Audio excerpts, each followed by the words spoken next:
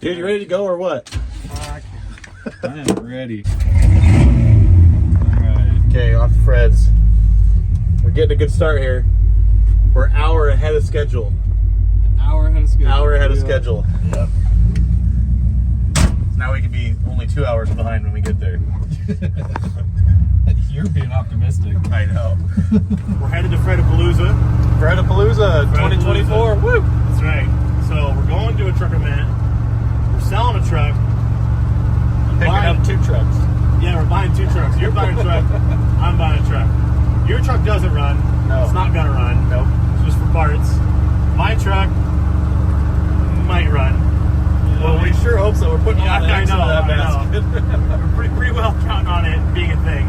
So my truck might run, and the idea is we're going to get it running at Fred's and Clallam, and kind of hang out, drink beers, work on an old truck, everybody have a good time, and then drive that truck, well, the same 3.5 hours we're heading now, 3.5 hours back home. And so the truck's been sitting since 2008. It's a 1969 GMC. It's just a little half-ton two-wheel drive. 6-cylinder. It is a hot rod, correct? Yes. 4-speed, 250. So we got the mags on it. She's looking right, ready to go. You should put a picture right here of it. Yeah, I will. Got to a picture. We're hoping we're getting this thing running. Supposedly this car can do the bad brakes. We've got every part imaginable to get it going. I think could be bad. Tune-up stuff, water pump, belts, hoses. Make sure she's good. Yeah, that and Because this. not only is it a 3-hour trip on a truck that hasn't run in 15 years, it's also going to be 100-some degrees in Monday. Yes, it's hot out. Yep. So we're going to be fighting the heat. So I'm crossing my fingers that radiator's good. I got a new water pump. It should be good. Should be good. So yeah, we're kind of doing a little bit of a musical trucks here this weekend. Having a good time doing it. So we're Awesome. about halfway. Well, about getting close to halfway to Fred's. No issues yet. Yeah, how's the truck doing here? Truck's doing good. All vitals are showing good. We already burned through half a tank of gas. She's a little thirsty. Always is. Always is. But we got the bed loaded down Yes. with tools and parts and all our camping stuff. Making And then use we of got the this website. big heavy thing on the back here too. Yeah, and it's loaded with stuff in the back of the bed too. So Yeah, and the bed's full on that. yeah, we'll probably pull over here. Oh, maybe in Gutierrez. We'll pull over in Paytros. That's for Anton. Anton Gilpin, that's for you. We're gonna pull over in Paytros here, and we're gonna maybe check some things out and get some gas. I'll back off and then head the rest of the way to Fred's. We did borrow a car trailer, so thanks to our buddy Joe for that. And so we're kind of on, well, we're on a rental back here, and she's a good unit, but it's got little wiring issues that we were playing around sorting with. So my trailer brakes are operated by the switch only. Yeah. And they still work good and everything, but And every once in a while it throws a fit and blows the brake lights. yeah, we got a bad wire, something somewhere. We're gonna try to find it. Maybe we'll get to fixing it at Fred's. It's been holding up so far, but we got some wiring gremlins with this trailer, so we might be playing with that and fixing that this weekend too. But And it might have just knocked the rust off it or something. I know. Who knows? Well, you know what I ran into? The ball and the trailer itself. It has to It'll be ground rusty, to that. yeah. And so if the ball's rusty, or if it gets sometimes some guys grease their balls. So Yeah, we got a whole bunch of grease in their freaking balls, and Yeah. then you trade trailers or put on a different thing, or you go get a new fresh receiver and ball, and it has to wear that chrome off to get a good ground. And I fought that before, to where I bought a new ball one time. Like, man, my freaking trailer brakes went out, and why isn't nothing working back there? By the time I got down, to Well, OMAC. I've had it on new receivers too, where it won't ground through the powder coating.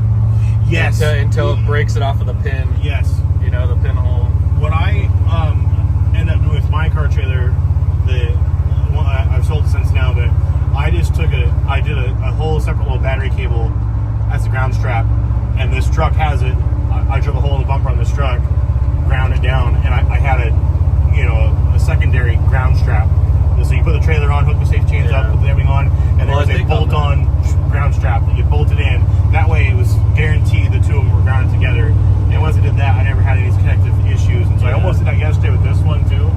Just add a strap to it, and we might do that because I know that could be what gets us to. Yeah. We'll see how long getting this truck takes. Yes. Yeah, that's running. See how long it takes us. We might not have any extra time. Yeah, exactly. Might be on. Well, whose time would it be? I guess somebody's time. Yeah. No, it should be good. All right, Jake. So we're heading up the pass, almost to Fred's. Yeah, make good time. Yeah, we're making great time. What is it, 8 o'clock or so? It's just about. I just checked my phone. It was like 7:50 or something. How's the truck doing? It's good. Yeah, we're headed for the hill here. She's already drank her first tank and a half of fuel. Tank and a half of fuel. Yeah, no, she's thirsty. But it's nice and cool. We haven't lost any precious cargo. Nothing's fallen off the back yet that I know of. Yeah. Earlier in the week, there was a fire at the top of the pass. Oh yeah, I didn't see it. It was closed.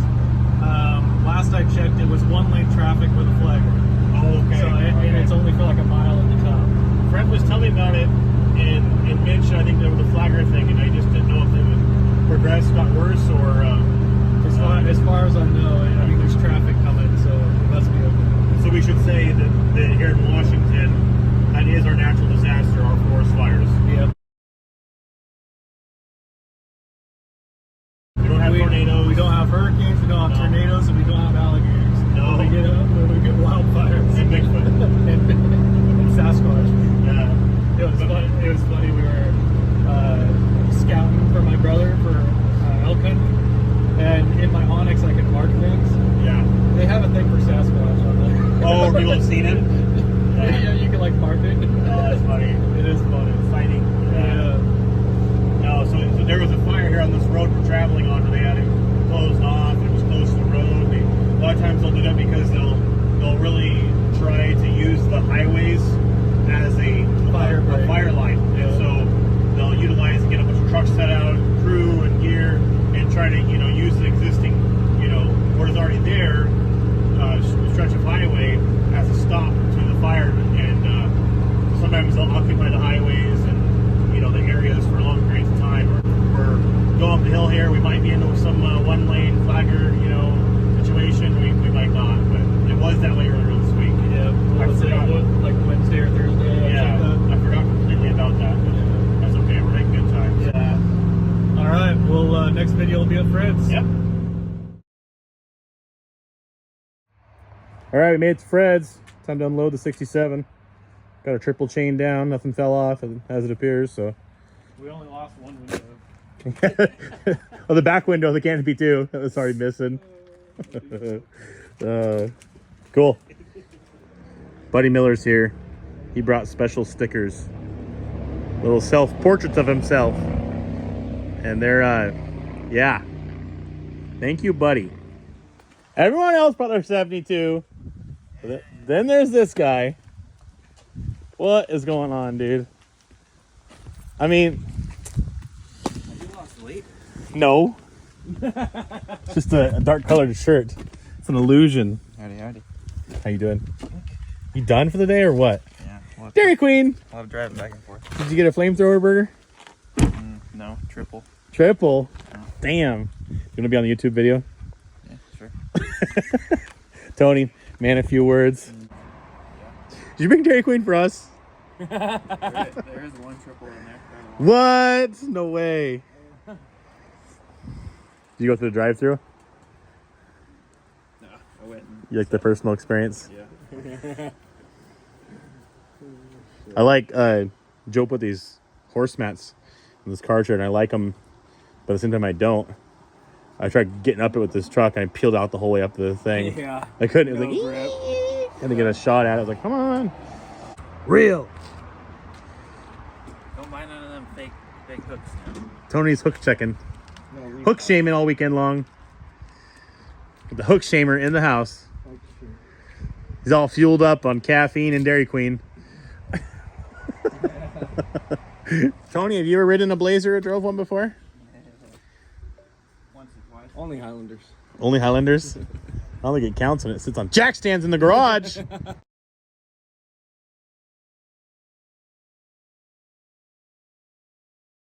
I dared you to drive it here. I did. Probably would have made went south for a while. He had it down there at his Arizona house. They brought it back up here last year.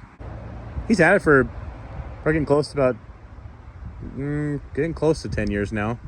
Oh yeah, this was the one that your old boss. Yeah, Kinda. yeah. He calls it blueberry lemonade.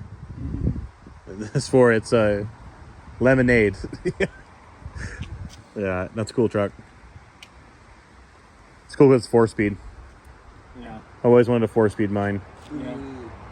Yay! Brian, what truck is this? Whose truck is this, dude? Wow, aluminum wheels, some mags. That's some good look, dude. Is this your truck? No. What? Man, I thought it'd be caps if it was yours, all grandpa'd out. You actually got some style and some class, man. Wow. Looking good, dude. What truck is this, dude?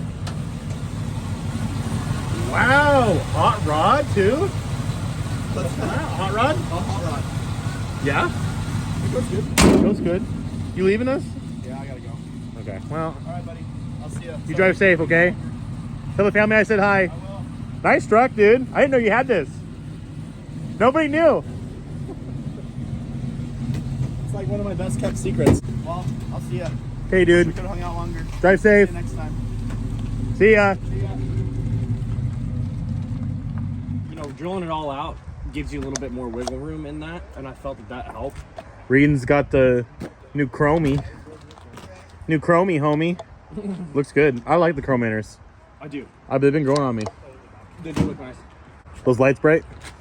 Yeah, not bad at all. They are? I just leave. Are they the lights- blue?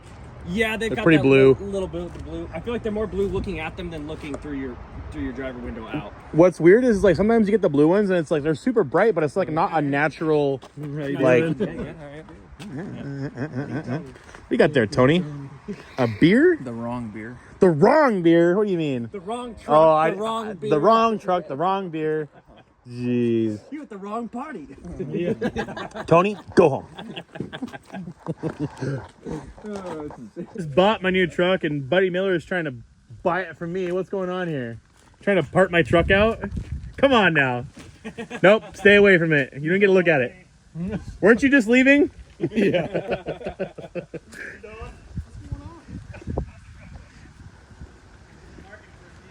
It's too cool for you. It's too rusty. I see why you bought it. It's got slots. Well, yeah. It's too rusty, and it's just too cool for you. Come on Look, now. You'd rather be riding your Harley. I would.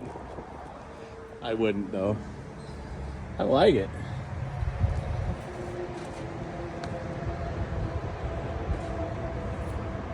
It's like a pretty solid truck. I think it's rusty in the in-betweens. Like the, yeah, up there and the cowl and the... Bringing a pressure washer was a wise choice. Dude, I like this thing. I'm, like, in love right now. It's cool. It's a hot rod. I dig it. The tires aren't that bad. I asked Don, he's like, oh, they're not, you know, terrible. And everyone's idea of not terrible, and They're not weather checked. they're not really that bad. It's last on the road in 08. So we've got 31 10.5s in the front and 33. Okay, that's what I guess. 33 12.5s in the back. Oh, no, 31 1150. That's funny. That's an odd size. You see the difference in the slots too? Yeah, they're staggered. You got 10s in the back. It's a hot rod, man. It's got a big motor in it, too. Yeah. Yeah. Can't you tell by the tailpipe? I saw the 6-cylinder fan shrouds. Easy now. It wouldn't be just a little baby 6. Oh, the tailpipe. Well, that one's got a hook to that one. I almost brought a muffler, Devin. I was like, should I bring a muffler? Well, the muffler's still there. Oh yeah. We're good. Just a little bit of, you know. Yeah, the one thing that wasn't on our list and we probably should have is baling wire. Oh, We're gonna need some of that shit. look at the overloads. That's what Fred has. Whoa. It has not one set of leaf springs, but 2. But wait, That's how. There's more. Wait, that's how Fred's trick is too. That's for Or no, burnouts. Brian's had them. I seen Brian had some add-ons. My Longhorn has factory ones on it that are the factory style, but these are aftermarket. Look at that cute little 12 bolt there. I like it. Does that just mean it's like base when it doesn't have anything here? Must mean it's freaking really fast. Dang, you could like put a name drive anything in there. Yeah, Build your own. because it's got a 427. Nope. A 127? Yeah, 127 horsepower for Lucky. Just enough to get us back over Blewett Pass. 4.6 See, like, liters look of Look at the fury. power steering. Yeah. It actually isn't. It was added on. It was per the spit, it was a 3 on a tree, no power steering truck, no option truck, other than leaf springs in the back. That was the only option it had, but I think they played around with it and spruced it up a little bit. Looks like it's a 250. Yeah, that's the coastal side of it showing in the hood. The hood's Oh, got this is it. race truck stuff here. What is Protect the it? radiator. That's right. That's okay. I like it. Those bees are really They like really something. They like the beers and.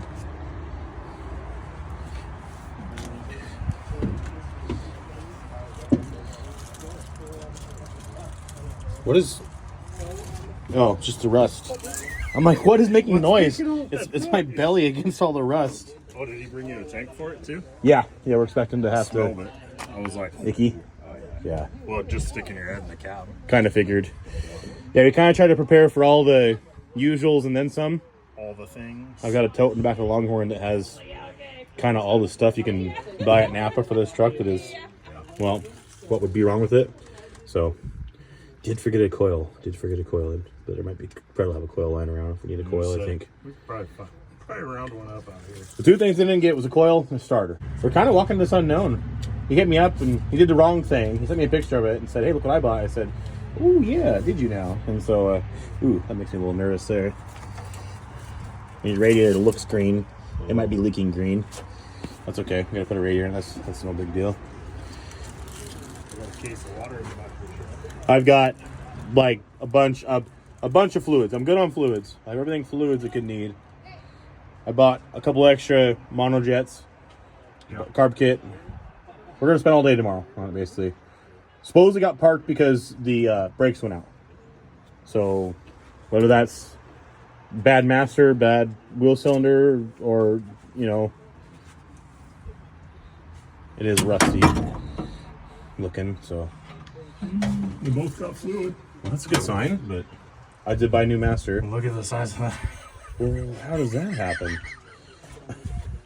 Here, how's your gasket grow to Whoa! twice the size? Hey, it's a show. It's a grower, not a show. I guess so. What's up with that? Well, right now it has grown and shown. Still floppy though. It's a soft 10. Yeah. I'm just gonna tuck mine in. Don, this thing's sweet. I like it. I love it. Oh, it even comes with I'm one of those stoked. nice Ever Start. Ever start. Never start. Never start. Never start. What's the date? Huh? Show me the warranty that. Walmart will take that shit. Yeah. Yeah. It's like a lawnmower It's still battery. It's got like tiny. the. Look at this. It's still got the. Oh wow, the warranty card. No joke. Look at that. What is this? So he hit you up, said, "Hey, I bought this," and you said, "I can't." I said live without I it." said I was gonna buy a truck from Buddy Miller. That some. It's the receipt. Oh, I can take it back. But that's not in Walmart Supercenter. It's just a Walmart. always What's the warranty? Or what's the year? 2000. Oh, they'll take that back. Yeah, It'll be prorated. I have the receipt. had us on layaway. No big deal. I was gonna buy a truck from Buddy Miller, but some guy swooped in and stole the inflation fighter out from underneath me, which is okay. It's okay. So my next best thing was a 69 GMC on mags. Just make it. Well, yeah, it's already my truck, you know. He rolled up. I know. It's silver, isn't it? Yeah, it's silver. Yeah. Well, you know what? Actually, I will have to say, early trucks did possibly have some silver bumpers from the factory. Not saying this is, but some of the early trucks did. It's good to go. I brought all the simple green that I could fit in like 3 spray containers. We're gonna douse her down and give her a wash. Power and hook it up. Yep. I asked Don. I said, "Do you have a pressure washer?" I asked Fred. Fred said, "No, I don't." I said, "Okay, I've got one." But mine's on its last leg. You have to start with a drill. And it's like a sketchy ordeal. And it's like, got all Briggs and Strat. It's like, I mean, the whole entire time you're doing it, you're like, come on, just get a little bit longer, you know.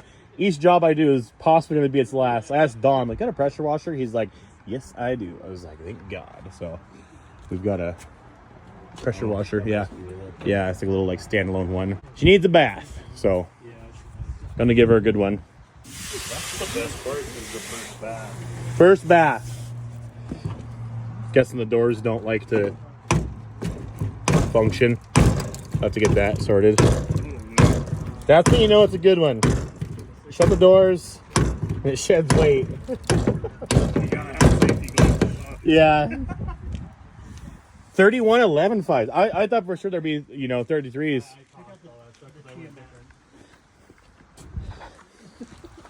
Okay, you were a Les Schwab guy, I was. and so you tell me. Date code? No, not date code. What? We can hear that too. That'd be interesting to hear. They're not in bad shape, really. Not that bad. No. But the size, that's a strange. 31.11.5. Well, and then the front They're 10.5s in the front, which is normal. staggered. I can't say I've ever seen a set of 31.11.5s. 32.11.5. They haven't made that tire since at least 2000.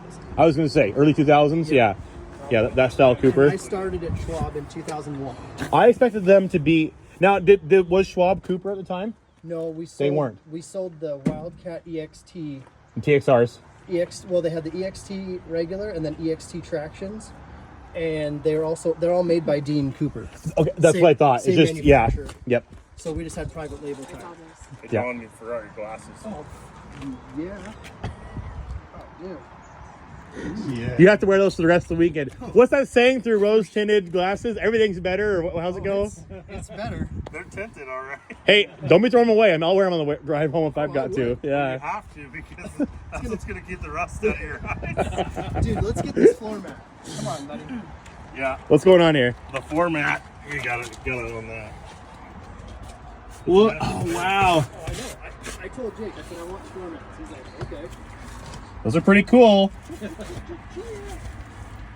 And yeah, it comes with its own Chia Pet attached. GMC, huh? Wow. It's pretty cool. You have to put them out in the yard.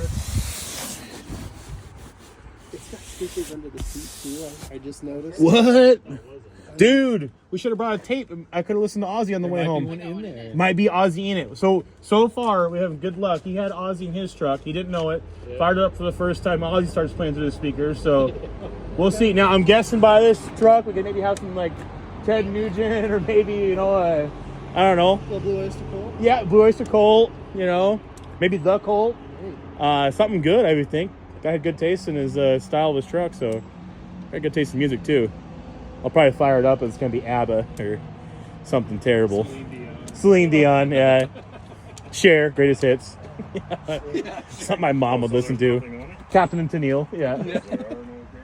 Yeah. No kidding. No, Don, this thing's sweet. This is cool, dude. I'm stoked.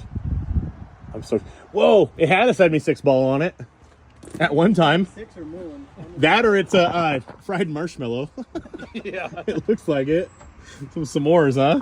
Wow, talk about a stripper of a skid. You see that? Nothing. One option. One option. It's only got 4 lines. Yeah, well, it was the two of them. Well, so the first one's model number, which any truck has. Second one is outside color, which you have to pick. The next one is an option, rear suspension leaf spring, because all trucks are standard with coil spring, even GMCs. So one option, and then black interior. So green with black insides and leaf springs. That's it. So one option truck. You're getting more sparse than that. Now, what doesn't make sense though is it's got a 4-speed. So, But it was a 3-on-3. No. well, it should have been factory per the SPID, and it doesn't have power steering listed on here. And it's got power steering at the hood. So I think she's had a little upgrades, here and there, 100% stock, but dude, I dig this thing. The seat's pretty decent. It is. It's good. Black interior's kind of cool too. With I like it. I'm not hurt one bit. the 69. 69er. Oh, there's all kinds of goodies. Good stuff. Torque wrench. Don, do you know there's stuff in here? Sure. What is that? That's brand new Ace Hardware torque wrench. You know what I It's didn't bring? still in the. I didn't bring my torque wrench. You can have that if you want to. I'll take it then. It's still in the bag. I was playing with Tell me what this bag is for, because there's a whole box of them in there. It's not bad. Get a lot of compliments on that. Yeah. You guys ready to let the dogs out? Who? You know, who?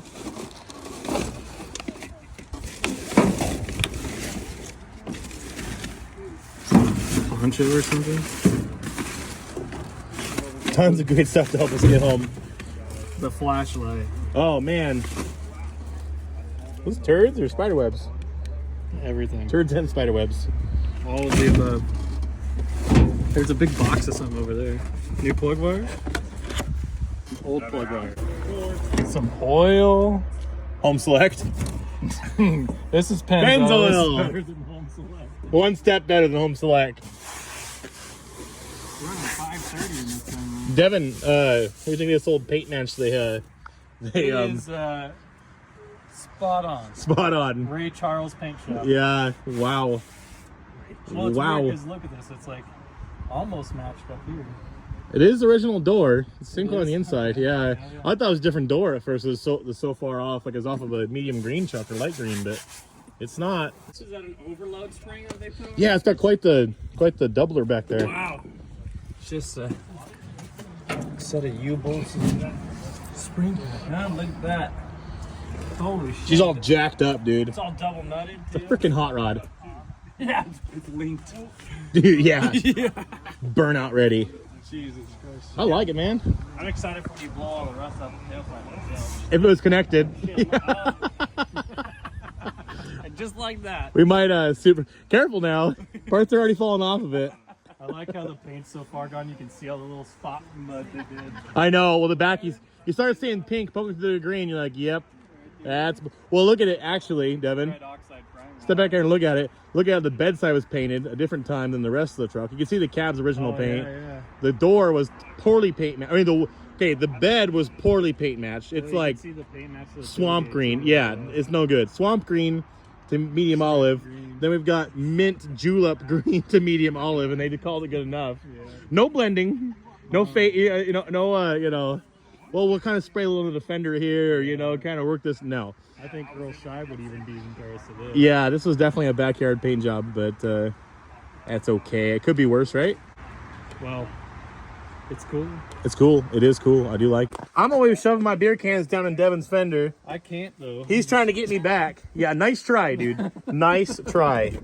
That is Maybe I'll try it on the other side. nope. I'm sure it's just as bad. I'm sure it's just as bad. Show up here in a little bit in a 72, towing a 72. It's going on that trailer. I'm driving this home.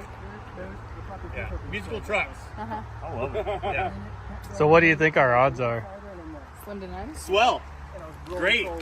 Yeah, We don't even know. there eventually. We don't even Yeah. know if it turns over. Did you try it? no, I guarantee it. Grab that pulley and try it. It turns over. I'm curious. We hope. I hope you brought some Mr. Oil. If not, Is it in gear? I don't know. I'll make sure it's not. Okay, well it turns over, but there's no compression. No, it's there. It's kind of there. You can almost see him breaking a sweat trying to turn it over. Yeah, it's there. We're good. I have pretty good faith in these old 6-cylinders. Alright. They never made enough power to hurt themselves, so I was gonna say. you got to run them out of oil to hurt them. 100%. Bungee cord, gold mine in the seat. Nice. There'll be a missing eye by the end of the day. What else is under there? Anything else good? Oh, dude, there's a check this out. There's a tire iron with lug nuts on it. Look at that. That's fucking funny. Dude, this is what's strange. Whoa, So I that's smart. thought of everything that could possibly go wrong with this. On the way home, the whole deal. I was like, spare tire. Okay, done. Yep, need a spare tire, right? But I was like, wait, no, it's got mags, it's got shanks. I'm gonna get a spare tire on the side of the road with no lug nuts to put the thing back on. So I went through and I went to Napa and I bought 6 new little, 7/16 lug nuts, put them in a little baggie, packed them in the truck. Well, it already had them underneath the seat, just in case of getting that same flat I'm talking about. All prepared, ready to go. You're like, hey, who's this? Let's see, I'll do that. You like my truck? Where's the front axle, huh? Where's the gabagoo? Where's the big spicy? What's that, Tony? What is that? Extreme power and torque. High torque. I think turns over all right. He was able to spin it by hand. Good. That makes you feel better. It turns over, Fred. Turns over. Fuck Turns right, over. Carl. We're halfway there, dude. What do you reckon they are? These don't seem like 8s, do they? Those are 8s. Think so? Yeah, those are 8s, and the backs are 10s. Ice cold Pepsi. Yeah, it's All I wanted was a Pepsi, Mom. All I wanted was a Pepsi. 96. Been rolling around there for a while. Probably had whiskey in it. Probably. So supposedly, it got parked to bad brakes. Very cool. Jake, this looks like a culprit for a brake leak if I've ever seen right here. Hose? Look, it has even stains on it. Like Look at that. Yeah, I got a new hose, so. I got a new hose. I got new hoses. I got new. this line looks questionable too. The front ones look fine, but this back one's like that one's been replaced. Yeah, someone's But played around this here. one hasn't. I didn't bring any brake line. Well, we'll address that if it comes around to it. Yeah, check it out. Seat and the tack. Z28 wheel. She's full race, Fred. Sick floor mats. That's funny. 1981. Service stuff. CS. Oh, locking gas cap. We were just talking about that this morning. Drilling out locking gas caps, trying to get those to work and be a thing again. Is the key there? Keys in it. Oh, maybe, yeah. For the gas. Yeah, it is. Sweet. We'll take it. Tony, what do you think, dude? I need to hear your thoughts right now. Give us your 2 cents. You like it? Tony likes it. Got some flakes on her. But Some flakes. Some flakes for sure. We're gonna lose 10 pounds by the time we get over Blewett Pass. Just a little chunk shaken off of her. I brought SOS for the grill. Get her all spruced up. Dude, it's gonna look like something by the time we leave here, I'm telling you. Well, it'll be something. Look out. Hot rod. US mags. Yeah, I see one of the caps had the US mag sticker on. It's kind of cool. It's old school. It's funny because the front tabs are 01 and the back tabs are 06. and the ones in the seat are 08. Yeah, he said there was new tabs for it for 08, so I'm guessing that's when they got parked.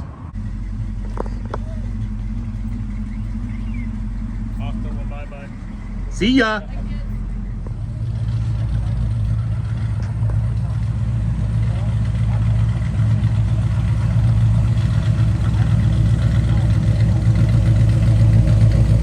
What you got there? What's that? Cough syrup? Heartburn. Tasty, tasty.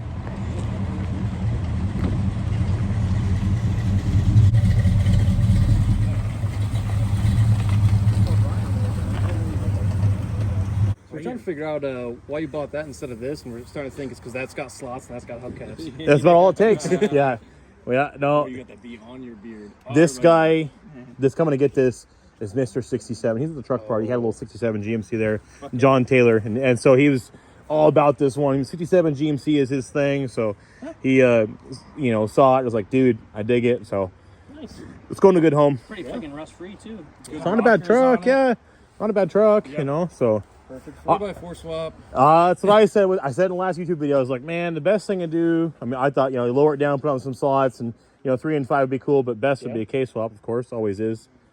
If there's enough time in the day, which there isn't, But I think he actually might have that plan for it, Nice. is K-swap. Leave my gas cap alone. Give me that. Yeah, no. Put it back on there. You little nuisance. Get out of here. Get out of here. What do you think about it, dude? Mr. 67.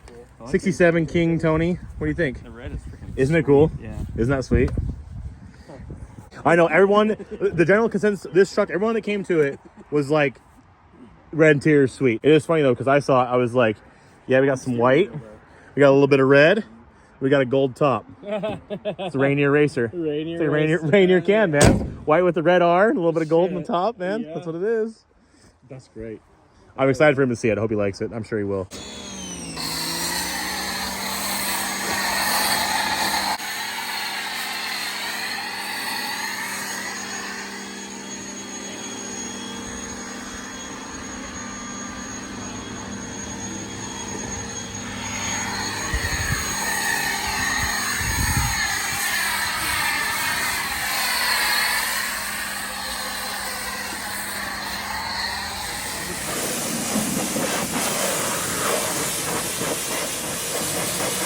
careful now. Shoving the whole truck off there. Most of it's gonna end up on the trailer. Yeah. What do you think, Devin? Hey, that thing looks like a real hot rod now. Yeah. It's lost about 10 pounds of moss. 10 more pounds of rust. Yeah, well, we haven't vacuumed it out, so it's going to get more lightweight. Look at that. They get that chia pet out of the passenger side footwell over there. You know that GM Corvette, the Project Lightweight? Yeah. This is C10 Project. GMC Project Lightweight. Yeah. It took 50 years for it to become a thing. C15 Project Lightweight. Yeah. Never mind the dents. Tinted the back window. Never mind the dents. The doors don't close. The fender that's falling off. Is that green window tinted too? It is. Look at that. This one's tinted. Must have had side tint that they peeled off that fell off or this something. This one went. Yeah. Devin, what the hell, dude? It's sweet. It's super cool. I dig this hot dog a little more. I'm just playing. Yeah. I'm Devin. Steve. Nice to meet you. No, I think sweet. Yes, it's just right. No, the wheels and tire combination looks just right. It fits. I love the 67, 68. Did you bend your mirrors up a little more? The side? Yeah. To see basically? Yeah. Otherwise, You can't see nothing. useless. Yeah. Don't go past. No, it's sweet, man. I want to hear it. I want to hear it. A little bit. Come on, just a little bit.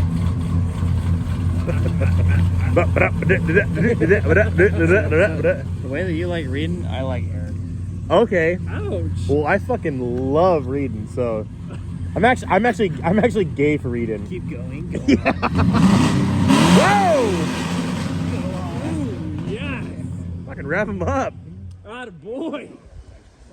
All right, Steve. Or something. I don't know. Some weird fucking... Tell us about your truck here, Steve. This thing's pretty sweet. I've seen it a half dozen times. Yeah, it's just a 69. Started out as a custom camper, 3/4 ton. Uh-huh. And I changed it all over to half-ton suspension, 5 lug. Factory big block truck. You drive it quite a bit, really. I tried to drive it. Yeah. I mean, I've seen you at Northwest C10s. You came to my party last year with it. You're here at Fred's. You put quite a few miles on it, really. Yeah, I try to drive as much as I can. If I don't drive it, I usually sell things if I don't drive them. So. Factory tack truck. It's pretty cool. Nowhere near as bad as mine. I don't know if it's all one color. Well, I was looking because your truck's been repainted The head pops before, so I was correctly. wondering if somebody Yes, it does. So factory, oh, that intake's cool. Street Warrior, that's cool. Oh, this is Demon, yeah. It's just Yeah, way too yeah. much fuel for this. Big CFM or something like that. It's cool.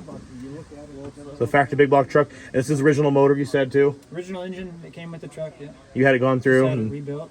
kind of spruced up a little bit and. Put a 700 R4 in it. Oh, it does overdrive. Oh, Yeah. Cool. So, yeah, so Dirty Dan's in SeaTac. cool. So you were 70 the whole way here, basically. Yeah, it's got 308 gears, so Oh, wow. it'll do 90 miles an hour. Yeah. More than that, you really get. Wow, yeah. It's really low RPM, Sweet. which kind of messes up the overdrive actually. And 373s would It wants actually. to kick down super easy. Yeah. No, it's sweet, man. It's a cool truck. It's not the same color as yours. No. Yeah, it's Aztec Gold we're thinking. Because it's kind of funny because it says special paint on the spid. You start looking at it more and more. It's not the same color as yours. I mean, they're similar, but not the same. Wrong. I'm colorblind. The hell, dude? Wrong. Full of hate. Jake says wrong. Wrong. This is actually 505 dark green, actually. Don't listen to this guy. He is Mr. 67 only. Tony, where's your truck? Yeah. At home. Right over there. Shut up, Tony. Yeah. Where's your Blazer? At home. Up your ass. On jack stands. Up your butt. Oh, okay. I know that thing came from. Oh, shit. Jake, does this thing run easy? Yeah. Yep. I'm gonna back it up next to the tree. Yep. Don't fall in love now, Fred. She's already sold. All right, Cody and John are here. You guys made it. Cody, what happened to the old Cheyenne? She's throwing a fit. Yeah, little U-joint squeal. Just some U-joints. Okay. You got some? Yeah, pick some up down there in town. Cool. We'll put some in it. The hell is this, Devin? This is a part. It's jalopy. I've never seen one. Oh, man. Cool. Hell yeah. Hey, man, it's here. Dude, I bolted the hood on this morning. thanks for going to get it for us. It means the world to us, seriously. You saved Devin, man, a ton of effort. Big block truck, though. It was. The heat shield. This isn't factory though. Oh yeah, shield. the heat shield for the Heat shield over there. And the Turbo 400, no hole, high hump. Yeah. Well, this isn't factory here. No, it's out of a straight 6 It's truck. been wrecked. Oh, that's funny. Yeah, it's been wrecked. It's not in some aspects. Not that bad. It's Lots the of original floors paint and the left there. corners. Hey, go ahead, take grab it. Yeah. It's floors and the corners are holy, and the rockers Look at this. and that. Dip your fingers here. That's the worst spot. But And leather cab. I mean, floors. I mean, really. Yeah, it was a Sierra There you Grand. go. Look Almost to the top. at Sierra Grand. I mean, it's really not that. It's an international traveler. Look at that. Yeah, she is. Look at bed floor. Is the bed floor bad? Wheel tubs aren't bad. No, Could be worse. honestly, the whole bed's usable. If somebody wants. Could be worse. Frame's solid and dry, really.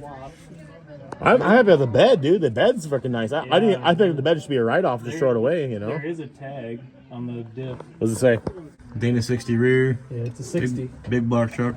Probably It'd be cool if it 354s. was- If it was a locker, it'd be Probably cool. 354s, just like yours. If it was a locker, that'd be cool because it'd be direct swap in. Yeah. It's not as bad as I thought it was gonna be. No, it gets you what you need, and And the hood's pretty decent.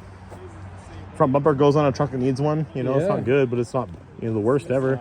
Beat up. Yeah, Oh, worth it. worth it.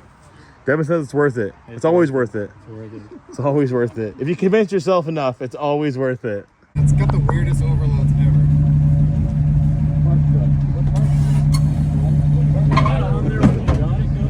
Yeah.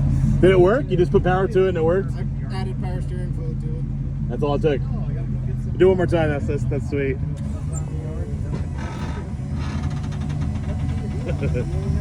You'll lose the chips. Hang on. It's sweet. What do you think about this truck that I just bought? Well, I'll tell you what, Tony. It's fantastic. Look at that thing. Look at it. Look at it. Gay man Chevy. Yeah, you're right. It is. You're right. It is. That's why you've been so interested and you want to buy it from me, right?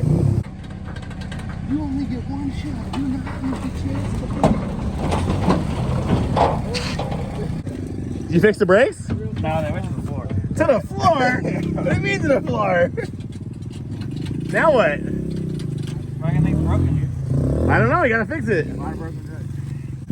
So soft. Is it? Yeah. What's the XR? All normal forks and not inboard.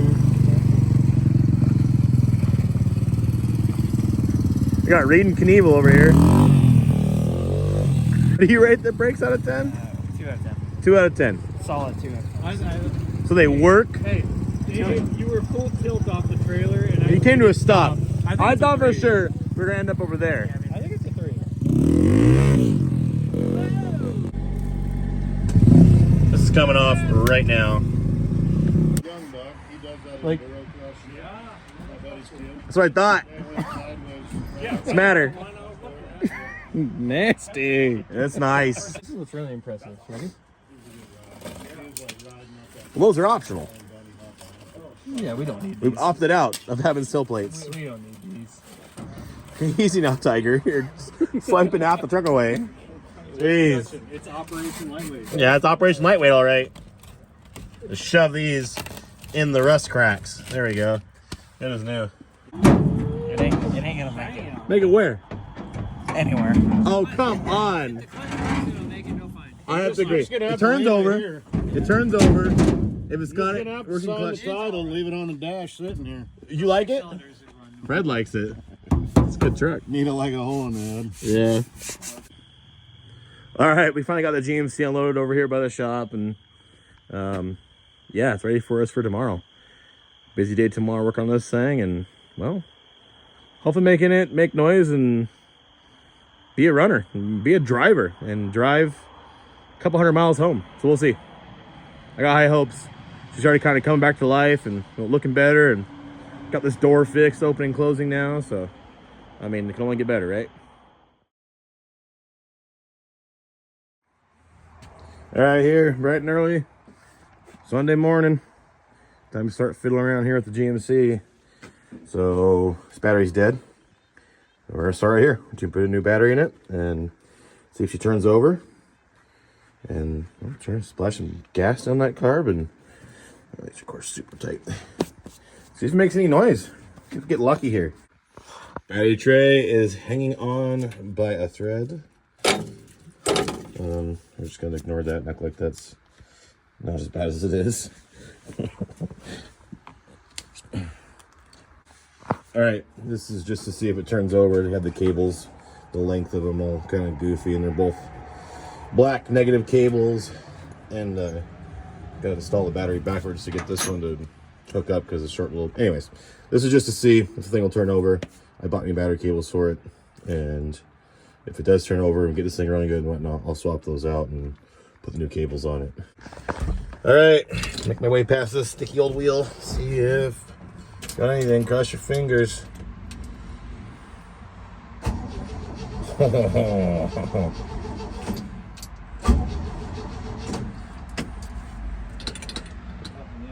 I'm not mad about that. I think try dumping a little gas down the carb and see what happens. Every time a door gets shut, some more truck falls off. Pretty soon there's gonna be a whole other truck sitting underneath of it. All right, splash a little gas in the carb. Let's see. Moment of truth.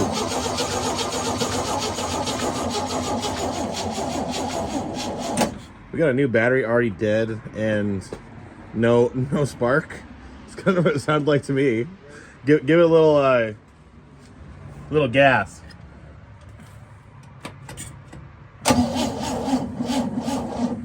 Wow. All right. Got a dead new battery and very sticky steering wheel. I would actually go as far as saying the stickiest steering wheel. I thought comfort grips get bad. That's terrible. No, that was well. That one had that wrap on it that was like, you know, letting it like fumigate and, you know, really compounded stickiness together. Yeah, she's a doozy. I couldn't stand that wrap though. There's no way. It wasn't happening. Okay, so I need a freaking battery charger, and geez, I think Fred's got one up there. I seen. Go ahead. Pump it, I think. Wow. Gonna have fucking 2 dead batteries here. All right. Yeah, Cody said it well. We're in a troubleshooting tree, is what you said. Yeah.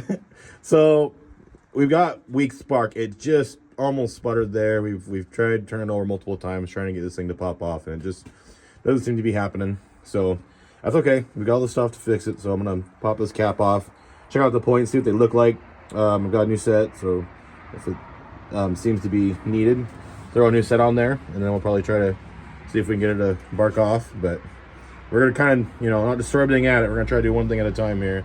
I mean, we could have, you know, a bad coil, you know, a weak coil. We could have, you know, a bad points. We could have, you know, fouled out plug, you know, gunked up plugs. We could have anything of, you know, wrong here. And I could just start tearing it apart and fixing everything on it. But I just want to fix what's wrong with it and then get it running. See how this motor runs, and, you know, okay, does it smoke? Does it, you know, knock? Worth investing your time? Is it, yes, is it worth us working all day on this thing, fixing brakes, you know, vacuuming the Chia Pet out of the passenger side footwell, and, you know, really getting this thing all dialed to finally get it running, you know, for a while and figure out that it's got, you know, a timing chain coming apart, or a, you know, or a knock, or just, you know, a terrible misfire in the valve train. So we just want to get it running first and then go from there. So we're doing the bare minimum, hear the thing run, and then if it runs, you know, good enough, we'll get her all done up from there. What do we got going on? Pouring oil out of this thing. Out of the filter? It looks like it. Out of the... What is going on there? That is wild. Yeah, the whole cross member is full of oil. What is going on there? That is... So it has oil pressure. It's got oil pressure, but you don't have oil containment. What is it? It's just like a filter. That's what I thought. Maybe it's loose. Maybe. That's kind of weird. Hope it's not got like a crack right there in the block or something. That would be, I mean, I'm kind of... That press thing is coming apart on the filter. Oh, yeah. Yeah, okay. Could just be a cheap filter. Well, I got an oil filter for it, so... Oh, it is a, oh yeah, because it's dummy lights. I was like, what the heck? Look at the little wire for the... Oh, pressure sensor. Yeah, little dummy light one. It'll let you know when you're about to break down. Yeah. You are breaking down now.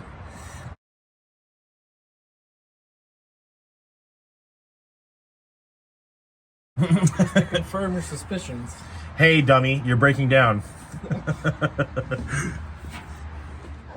All right, Cody's turning it over here, and as you can see, the distributor's about to come over one of the bumps.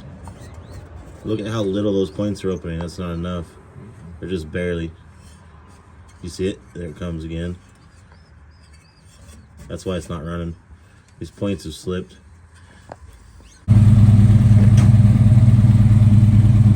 Breeding's rolling out. Headed back to Oregon. He's got a busy day, some stuff to get to. Always good to see him. One of my best friends. All right, so we got the new points set in place. I got a feeler gauge here. That is, my ham's just a little bit big, but that's okay because I did 18 and they call for 16 to 19 thousandths.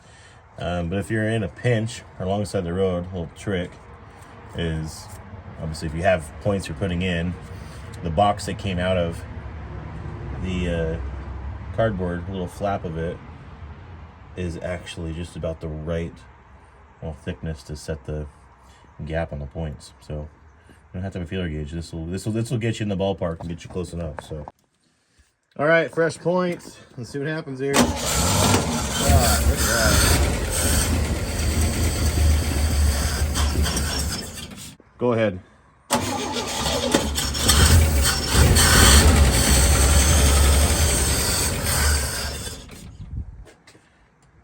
I'm not hearing it. Okay, so we're really pissing out the oil now, which is strange because it's leaking from up top. I was gonna say, do you want to pour a little gas, spray some brake clean or something on it, and try to watch for the leak? I know. I thought maybe if I wiped it off there and if I actually just quit trying to keep it running and look at see what happens with the filter if I can see it. See if it's just the sealing surface. Yeah, it's got a couple of ticky lifters that are already kind of coming back, I think. Yeah. But I didn't hear anything that was trying to. Exit stage light. Yeah, pop out the side of the block and ruin a guy's day. So she'll live. I think it'll live. The motor will run. Yeah. This doesn't mean we're getting home with this truck. I mean, I'm still hopeful and wishful and positive towards the situation. But this been at it for an hour. Yeah, that's true. The truck barked off. So this is good. Things are good, but. That means that runs. It doesn't mean that these brakes work, which they don't, because we know they don't. And that means that does the clutch slip? Does do the lights work? Do the have to drive in the daytime? So Makes you wonder why some of these trucks were parked. Well, this oil leak is kind of weirdo. I mean, I don't know what's going on here. I hope it's not something more than this filter, but I don't think it really could be. It's just flying out past this filter. So. You did enough shit talking yesterday, dude. You better bring some positive attitude to the work environment today. Go ahead. Yeah, it's the filter. It's just sludging out right past that seal. Yeah. It's a whole big old floof. As soon as you fire it up, it just pushed right past that. Okay, cool. Got a leaky oil filter. That might help our lifter take when it builds enough pressure to get to the lifters. Oh. Yeah, no, that's true. I didn't think about that. No, that's true. Might not have to even rebuild that carb. It's responsive. When they sit without gas in them, they'll be fine. They sit with bad gas in them, and the thing is, this pump, we got pump. The gas reads has got half a tank. We've got nothing coming up front still, and so it's not even reading half a tank now. It's not. No, okay. Go ahead. Right to light. Oh, what's going on down there? Yeah, it's just pissing oil out of that oil filter. So it's not really building up oil pressure. because it's just Oh, sludgy. it filled the whole cross member and everything. Yeah, it's a. It doesn't sound, it's not ticking or It's got a little bit of a lifter tick there, I think, but it's it doesn't have any, like Cody just mentioned, this probably doesn't have oil pressure because it's just pissing around of the, Yeah. because it goes to the filter first, I think. The pump goes to the filter first and has to go past everything. Yeah. Pretty sure, well, small box Chevy's like that, I'm pretty sure. They go, it goes filter first and then everything else. Yeah. So, Pump, filter, if it's losing all its pressure right there, then, you know. It's not getting up top. Oh, we got to show Don too. We got one more reaction video to film. Don brought McDonald's. You owe me an Egg McMuffin. Give her a little gas, Tony. Look at that. Besides the giant oil leak coming from the filter. I was gonna say what? Okay. And so, yeah, it's just pushing out right past the filter, the seal. So I'm gonna change the oil. Yeah. Because we'll put a filter on it. And I'm gonna change the oil, and see if it holds our fluids and maybe has a little more better oil pressure up here up top. Won't be so ticking away so bad. Yeah, absolutely. Yeah. Had to put points in it. The seal's bad in the oil filter, so dried out and pushed past it in a little spot. That's why I was making that big old mess. Don's here. He's already getting all down and dirty, and That's how we do it. yeah, he's making sure we're gonna have a clean mating surface for our new oil filter. Some rocket science, some crazy work going on here. It's high tech. It is. Only to be done by a trained professional. Do not try this at home, kids. No, you're not. You leaving? Bye. Get out of here. Leave. If it was a super, you'd stay. If it was a super K20, he'd be like, how much? I like. Well, drive safe. You're going to catch up to Reed. I don't know how long ago did he roll out? 15 minutes before you. Stumbled out here. Yeah. About like that.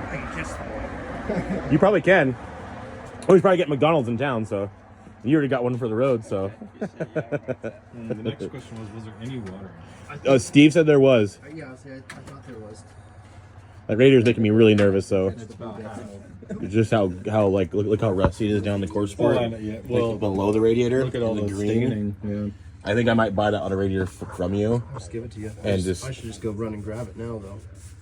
I know. We could just throw some water in it and see if it.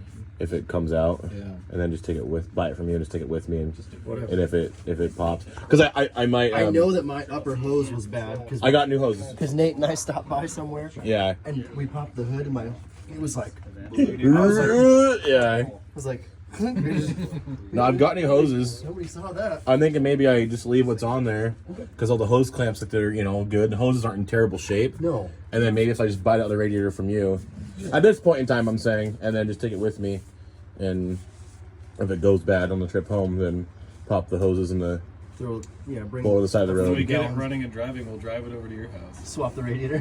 We'll go get the radiator from you and then drive back. Yeah, there we go. Perfect. There we go. All right, boys. You gotta leave. Get out of here. Get out of here, son. It's good to see you. See ya. It's good to see you. You want to take us with you? As a you want to take us with you as a? Thanks for the sandwich. Absolutely. You want to take it with you as a souvenir? Oh man, I love To it. say you were here. You can stop by Brian's house and be like, "Oh, it's so much fun." It's never goodbye. Drive safe, man. Alrighty, yep. Oh, see you guys later. Good to see you, Tony. Okay, so in the door jam here, oil and filter was changed March 1st, 1981, and it had 94,000 miles on it. I think Dawn just took that same oil filter off the truck. Oh, here we go. On 7/2 of 89, it had 141,000 on it. What does it say now? 58,000. So it's got 158,000 miles on it. It's 7/2 of what year was it? 89. Maybe it may have more. Maybe it's rolled over twice. Yeah.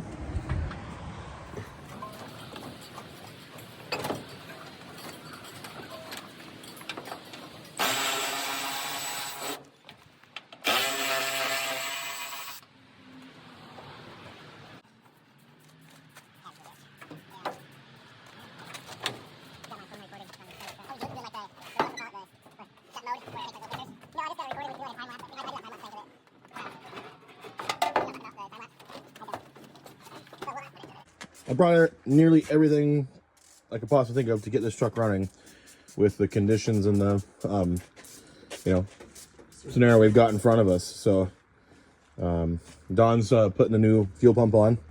The other one wasn't pumping. And so I've got belts, hoses, points, oil filter, this, that, brake parts, and carb kit, carb clean, and spark plugs, and tune-up, and hoses, belts, and you name it. So this whole tub was full, and we'll see how much of this we have to use, and if we have to do anything else, we might have to. But we got a pretty good start here, and I just dug out the new master cylinder, and we're gonna put it there. Put it. Going to get this bench bled, because that one's no bueno. That's for sure. There's no saving that. no uncertainty there on that part. It needs a master cylinder. Devin just walked in and showed me, well, first off, the stench of rotten fuel punched me in the face. We've got a fuzzy locking gas cap here. And the whole fuel tank looks the same way all the way down. If the cap looks like that, yeah, what does the bottom of the tank look like? Yeah.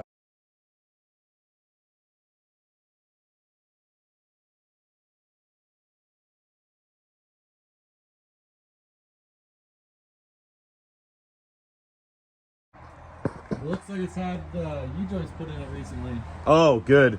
That makes me feel better, because The carrier bearing's a little loose, but the Okay. U-joints all look nice. that was one of the things I did not get was any U-joints. And they're all greasable too. So Okay, cool. Throw a little grease at them and hope for the best. All right, I've got this master cylinder bench bled, ready to go on the truck. It took me a minute there. This back reservoir was being kind of a turd, and I finally got it to where it'll quit putting up bubbles. So, yeah, it's all good to go. It's good to go on the truck. This is my little bleeding tool I made. This is actually the brake rod off of a manual brake truck, same as what this truck has on it. This is the same rod on the pedal assembly that pushes on the master cylinder. It's basically gonna push on this, and I took it off of a pedal assembly, and I threaded on a MP205 shift knob, because it's the same 7/16 fine thread, and it gives a guy a little just kind of easier thing to kind of push or put your belly up against, just kind of bleed away, even a screwdriver with, you know, jagged edge or all, you know, I don't know, works a lot better. And yeah, handy little tool. You can make out some spare parts and makes this task a little bit less of a chore. All right, since we got the pump off and Devin has a tank out, we're getting this fuel line blown out. Go ahead. Yeah, seems good. Cool. Just want to make sure there wasn't any deposits or ickies left in that line before we put the new tank in and the actual new pump on, and plug them back up with some junk that was in the fuel line. So should be good to go there. Right, guys are putting up an absolute fight. Sitting here map gassing them and deep creeping them and trying to not have to break out the flare tool today is what we're trying to do. I did bring one though, just in case. that's good. So you guys know. So you got one loose. One's loose. This guy here is loose, but I can't tell if it's. No, it is. Okay. It was. Well, it popped loose in the master, but it wasn't loose in the line. But it is loose in the line now. Okay, that guy's loose. Come on, baby. I always like to think a little bit of a shock factor. You know, kind of gives it the.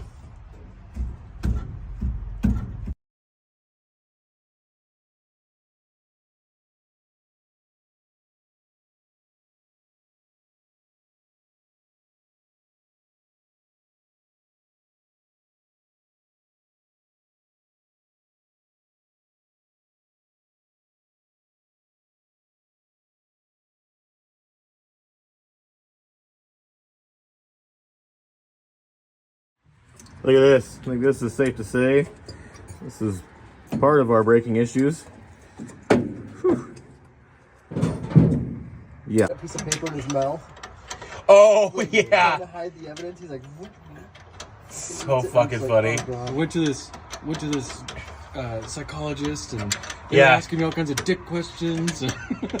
I love it when he's like, he's envisioning himself. He's in the liquor store and he's like thinking about buying liquor. He's talking to the old lady. Yeah, she's like, good luck fucking Jules. Yeah, he's like, enjoy your remaining years. I will. Enjoy fucking Jules. I will. And he's like, that'll be $80, and he has an $80 bill. Yeah. He's like, I never had a choice. The fucking security guard's like, yeah. Don't do it, kid. I never had a choice. Slits his throat. Fucking so dumb. That movie. Are we just gonna go ahead and do all the wheel cylinders and stuff? I don't know. I think we start pumping and look for this leak. And see if this leak happens and kind of go from there. I'm thinking. Just putting the wiring harness back in the holder. Because we like to do things original around here. That's right. I think for now, though, it's pretty cool what you can get accomplished when, well, you've got all hands on deck. And that's kind of what it was at this point. Everybody's working on something and helping each other out. And, well, we got a lot done in a short little period of time. It was starting to come together. So we're going to get some new fuel line here and a fuel filter. We got one at the back of the tank and finish that little section of line there. And new fuel system. Yes, new, all new. Brand new. Cody, the hell's going on over here? Oh, you know, just a little preventative maintenance in the middle of the trip. Yeah, weren't you just supposed to do it before you left? So the old K10 decided it was, well, not having a good time by the time you guys got to Cleveland. Yeah, I think that's supposed to move. It doesn't. It doesn't want to move, huh? Oh yeah. It should not be like that. There's a... I think that's our small gun. Yeah. Where's the needles? Dust? I think they've turned to dust. Yeah, it was time. Yeah. Hey, good thing you heard it. Right? Yeah. You take a grab that steering wheel and you tell me if you made any improvement or not. Oh yeah. That's much better. Did it work in here too? It's I gotta get a little more scrubby on the inside. That's amazing. That's livable. Yeah, you could do that. Gasoline and blue Scott shop tails. Now see, that's a trick for you since you're a square body boy. You're welcome for figuring out the age-old sticky steering wheel conundrum. Yes, the dilemma. It works. Yeah, it does. No, that's nice. Yeah, I was kind of not looking forward to that. Like halfway drive. Well, okay, we're kind of getting there. So, little update. Got the tank in. Getting the... Yeah, the rest of the rockers that fell off, Don just swept up and put in the garbage. New gas tank is in, and check this out. This is a plus. Fuel gauge works. It's got half a tank in it. We got it all filled up. What's going on up here? You guys got all sorts of stuff done. We got new battery cables. New fuel system throughout. Yes. New fuel pump.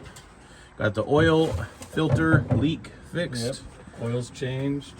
So we're gonna fire this thing up and see if it'll idle. I'm curious to what that carb is like, and if it's gonna play ball here and just work, or if it's gonna need a kit. If it does need a kit, I want to get started on it. Oh, and I got the master cylinder on. Yep.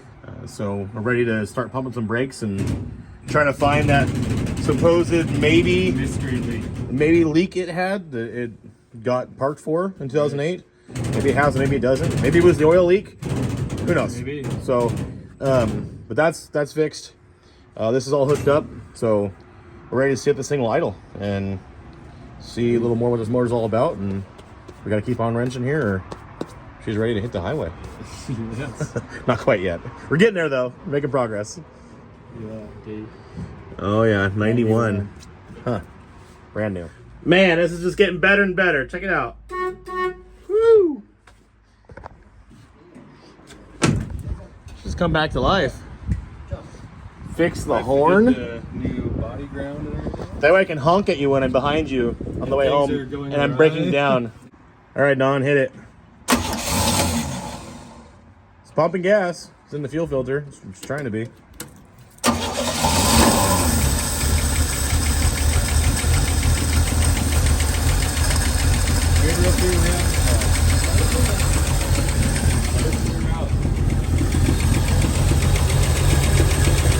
A little clicky over here, but that's the 6-cylinder stuff.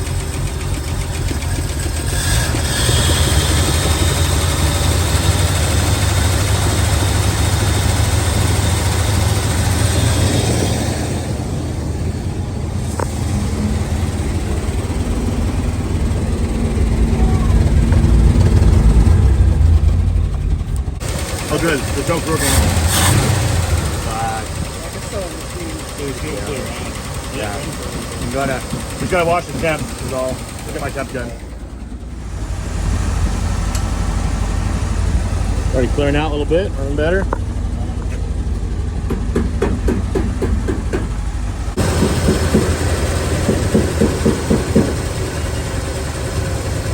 Oh, you found it? Yep.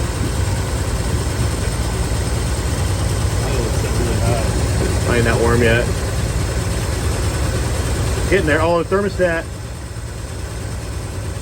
Okay. Thermostat hasn't opened yet. Let's see, it's way hotter below. Yeah.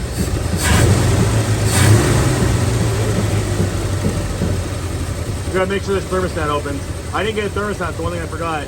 It's not open yet. It's 150 below and it's only 184 up above. So it's not the temperature yet, but we gotta maybe watch it here and see if it'll. Heater goes for one. It'll get there, I think. Look at that. We've got brights. All 4 lights. Oh, brakes? Brake lights? Yeah. Brake lights. We're good, dude. Lights work. Oh, back to life. Should open here any second. I've got mine is 190. Oh yeah, she's open. She's open. Oh yeah, there it is. Yep. Here it comes. Yeah. Cool. Cool, cool. Yeah, warm it up. Yep. Awesome. Cool. Probably gonna drink quite a bit of coolant, I bet. I topped it off. Oh, you did? Okay, cool. Once we get it Oh stuck. yeah, is the radiator leaking? Doesn't look like it. No. That one's kind of good. Yeah. How'd you guys do? Got it done. Sweet. Ready to throw it back in? Sweet. Power steering done? Sweet.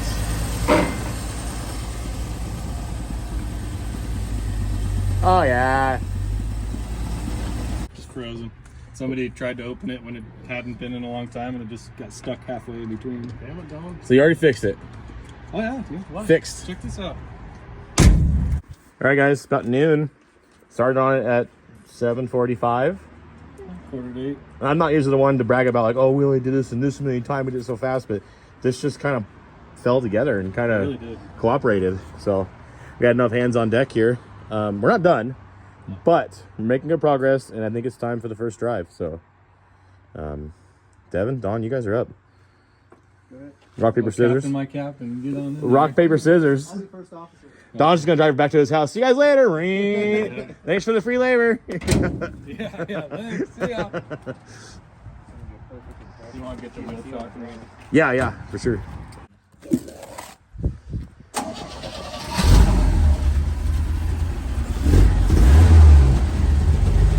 Hot rod. Yeah, you're good.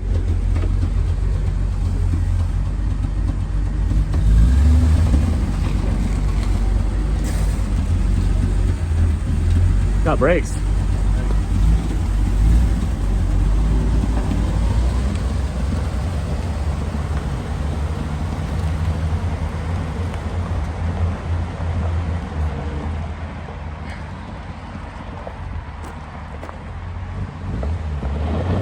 Woo! Hot rod. That's scary. They work? We got brakes. Low gear. High speed stunts. 411s and 373s. Yeah.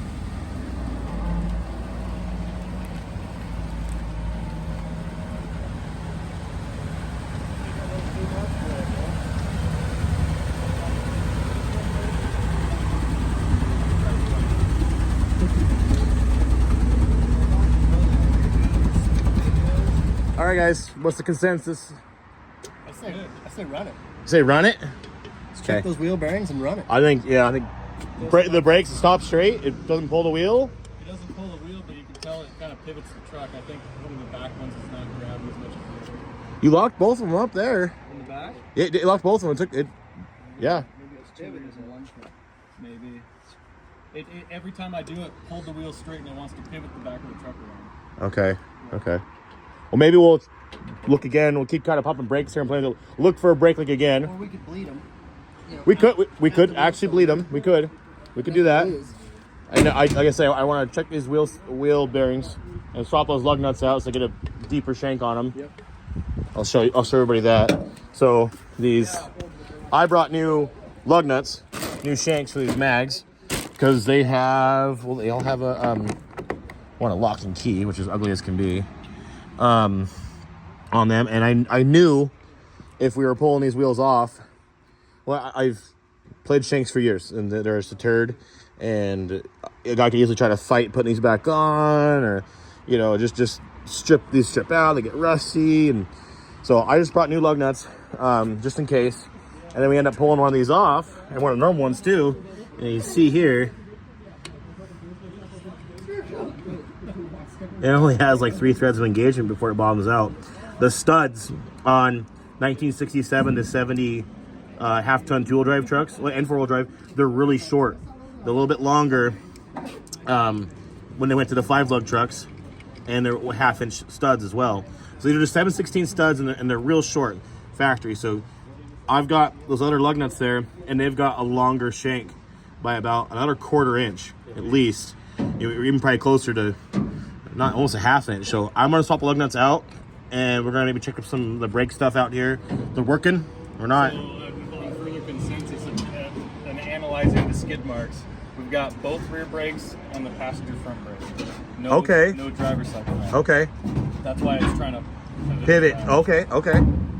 So maybe try to bleed that front one. It was obviously working because it's making noise. I just don't think it's hitting hard as the rest of it. Yeah, it might be worn out, or not needs to be adjusted. So we're gonna swap these out and, well, go from there, I guess. Really. Dude, she fires right up and actually runs pretty decent. Yeah, I'm kind of feeling kind of good about this, honestly. I poked it over here and it didn't hesitate or anything. It just took goes. it off. Yeah. Cool. It's definitely low. Oh, I'm gonna tune it up. I'm gonna throw the plugs and wires on it because we've got them. Plugs, cap, wires, no big deal. She's low geared. Only got to run better and better. So. I didn't see if the speed worked. Okay, tack doesn't work. It'd be nice to get that tack working. But we're kind of finding stuff to fix now. Yeah. It's not even broken anymore. It's just we're just finding stuff. Running, driving truck. Yeah. Yeah. No, this is a different truck than it was when it was dropped off yesterday. Cool. Okay. Well, we're gonna keep plugging away here and get this little issue sorted. Yeah, doors. Show everybody the doors because we didn't really film that. As you can tell, it's kind of. Yeah. It's been in a wreck over here. Yeah, but does work. We weren't even able to open the doors yesterday, and now we can open and close them. Open and close.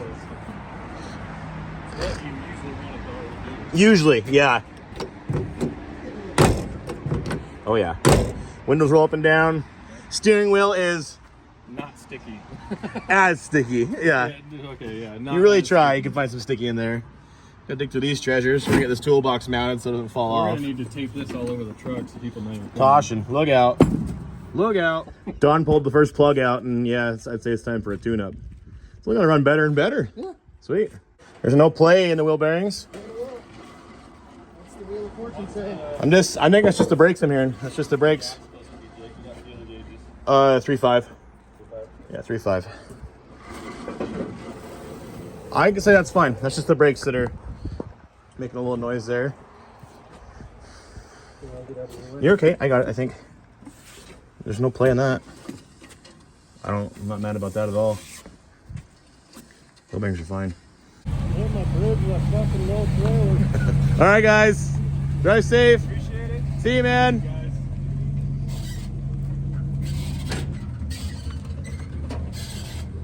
Off to our new home. Her forever home.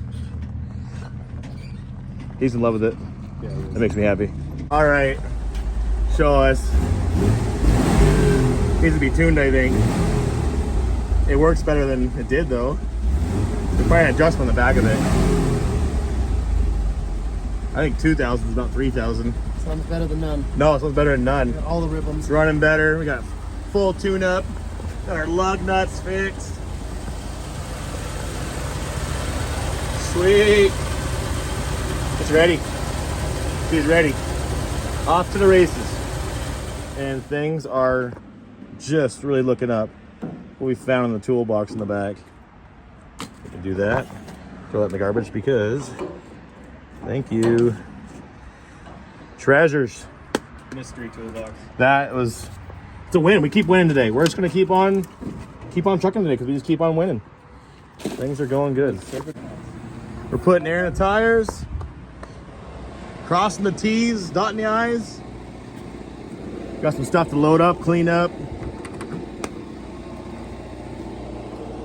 All systems are a go. What do you think, Don? I think she's mint. What do you think of the final Better than report?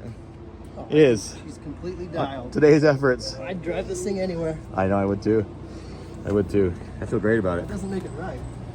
I'm just saying it. No, it's not that we're right or that we're saying the right things. Yeah, yeah.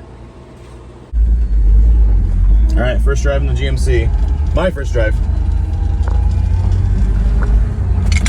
It's been swapped to the SM420, 4 on the floor, from the earlier 67 or so model year. It was 300 tree truck, like we said, but that doesn't hurt my feelings. It did a nice job in the swap. We topped off the fluid on the trans. It was a little low.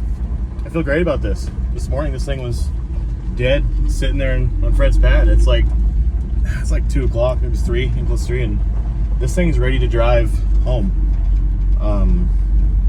Well, more than a couple hours, about 3.5 hours, so it is pretty steep, or low geared, I should say. Devin said it was. Brakes. Oh, we got brakes. We're good. That feels great. So all I do is put a master on it. It's got brakes. Suppose it was parked due to a brake leak. Maybe it was a master. Maybe it was something else. The story got changed over time or what, but brakes work now. It ain't looking quite as sharp as any of Fred's trucks, but hey, it's looking better than it was when it showed up. And I guess when it got here, it didn't run. It had half an inch of moss on it. That's true. It dealers didn't shut. They were ratchet strapped shut. That's true. The brakes were seized up. Yeah, also true. It did not run. Yep. And it had a whole family of dead mice in it. Yes, it did. We're gonna take you to the clinic and make sure you got the Zika virus. For sure do.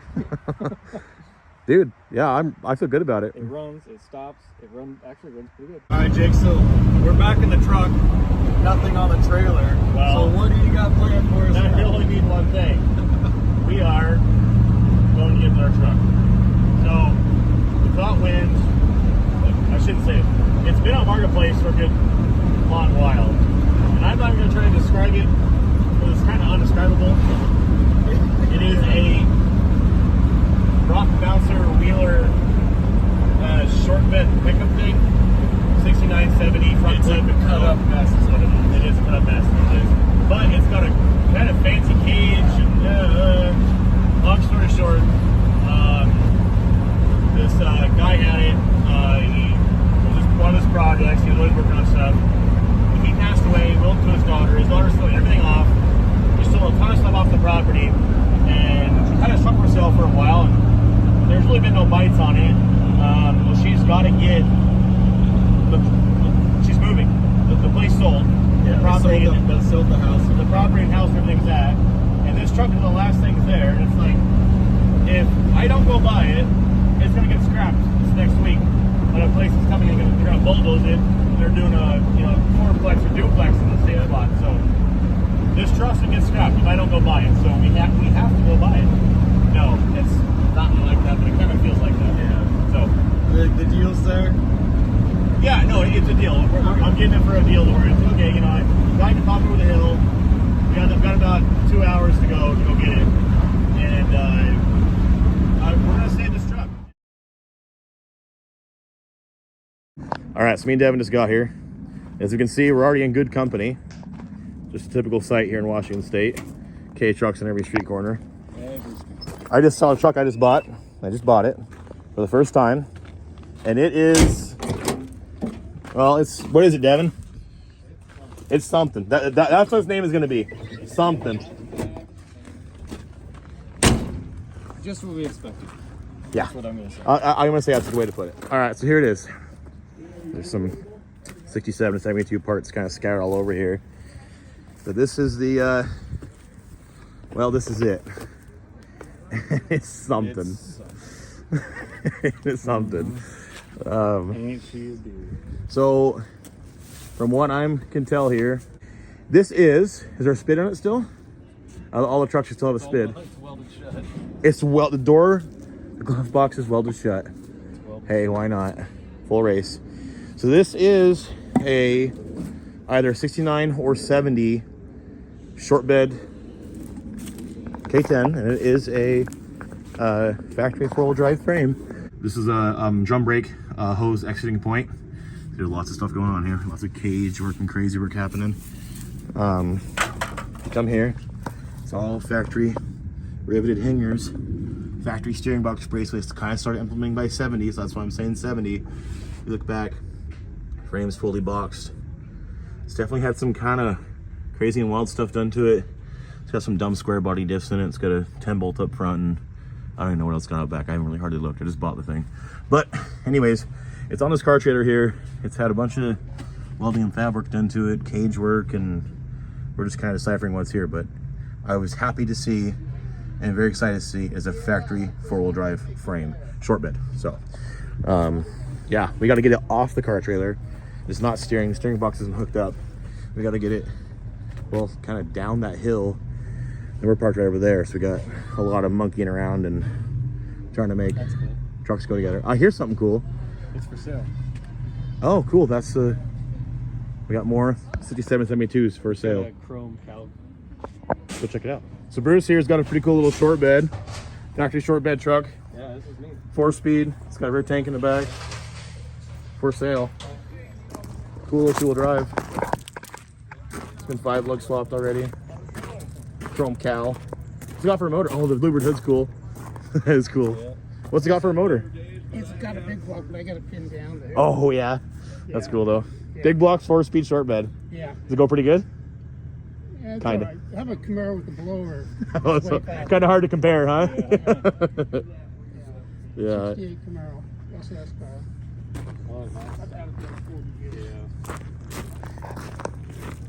This sweet truck. Oh, these are header plugs. All sorts of stuff for. Oh, yeah, those are cool. Yeah. Yes, header plugs. It's got a bunch of Little everything here at this estate sale. Yeah.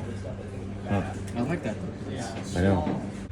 What'd you find? Something good? Oh, bezels. What's wrong with the truck, I guess? Oh, here we go. You know me. Spid episodes. No spids though. No spids. Oh, spids are rubbed off. It's a birth certificate for those of your trucks. They say what the trucks came with. And so you open them up and it's like, oh, I said it was a V8 and a 2-wheel drive and a short, you know. And... Steers. All right, so we got steering now, thanks to some other steering parts we found lying around way back in this shed back here, and we got steering. We do. Not very good steering to the right, but good to the left. We got to turn left, so we're doing all right here. These things are already ugly as sin, but we're making it even uglier because of something we fully prepared and figured on. It's way too wide to fit in the car trailer with those big swampers on it. We just measured it out. Car trailer is 81. It was 86 inches wide with those swampers on it, so we found some. It's a hit? Nah. We're just trying to. So we can find some washers to space it out. Okay. We're having a tough time finding some. Oh, we got the waffle trailer. Yeah, we can try that. Try that. It's a 13/16, I think. All right, we finally got this monstrosity loaded up. Again, it is indeed a 1969 or 70 short bed 4x4 frame with heavy modification done to it. Factory leaf hangers here. They kind of played around, did some kind of. It's boxed from there all the way back. Oh yeah, these are moved and played with. Aha! Good thing. See, this is why we stopped to check.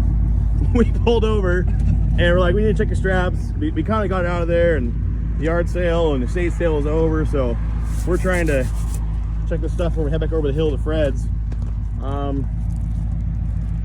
Yeah, got a lot of fab work back here, making a pretty wild cage. It's like a little mini grave digger.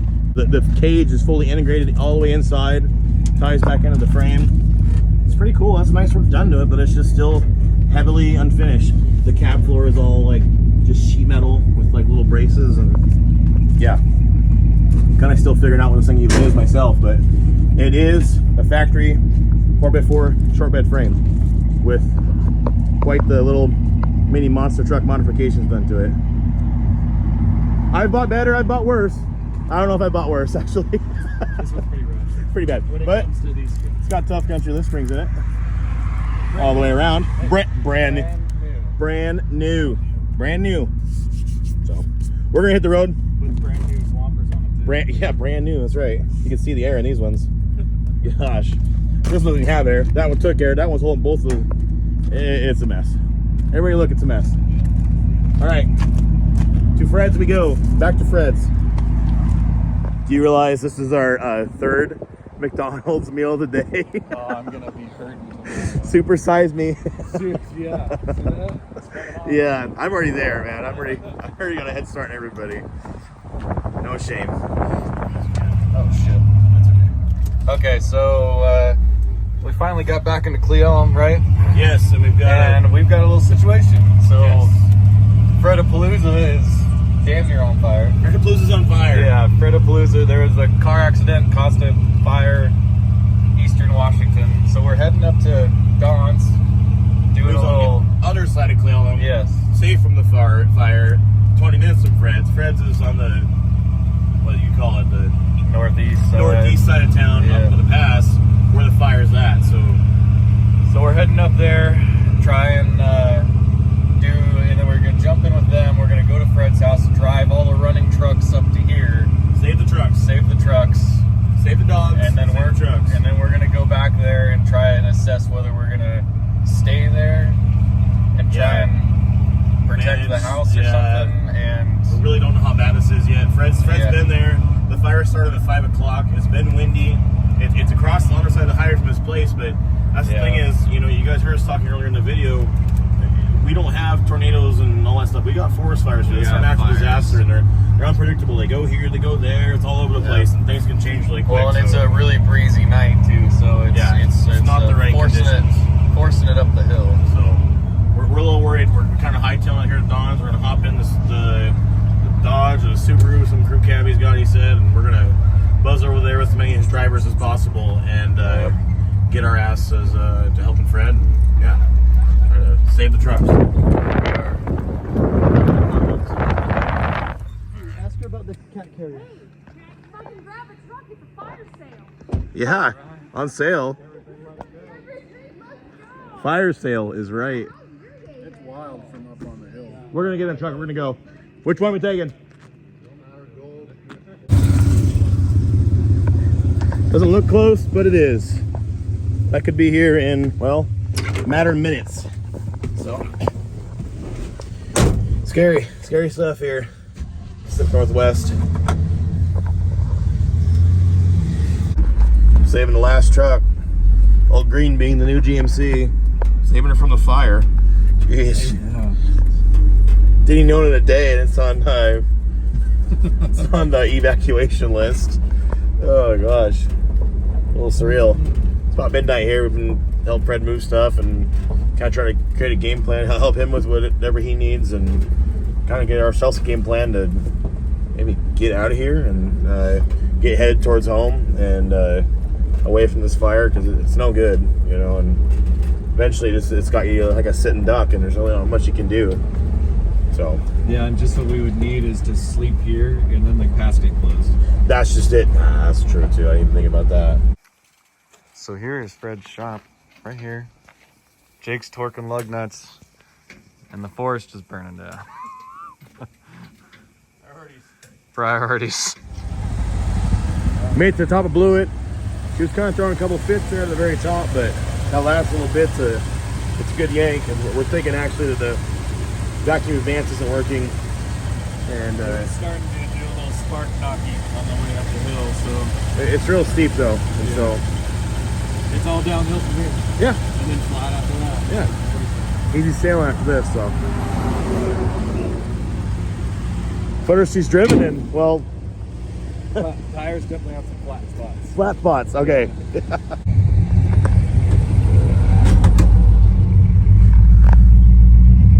All right, so we're a little over we're about 3 hours from home. It's 1 in the morning. We got done helping Fred kind of move stuff because of the fire and help him kind of prepare. Pretty tired here. We're trying to get a hotel. This is the motor Wedge Mountain Inn or whatever. It lied. It said they're open. They're not. Devin's driving the Longhorn. We decided to switch it up. We're gonna go the rest of the way into Wenatchee. Try to get a hotel there. There's a Comfort Inn, I'm pretty sure. I wanted to drive the new truck. I'm gonna drive it yet. Just drove it at Fred's for like 2 seconds.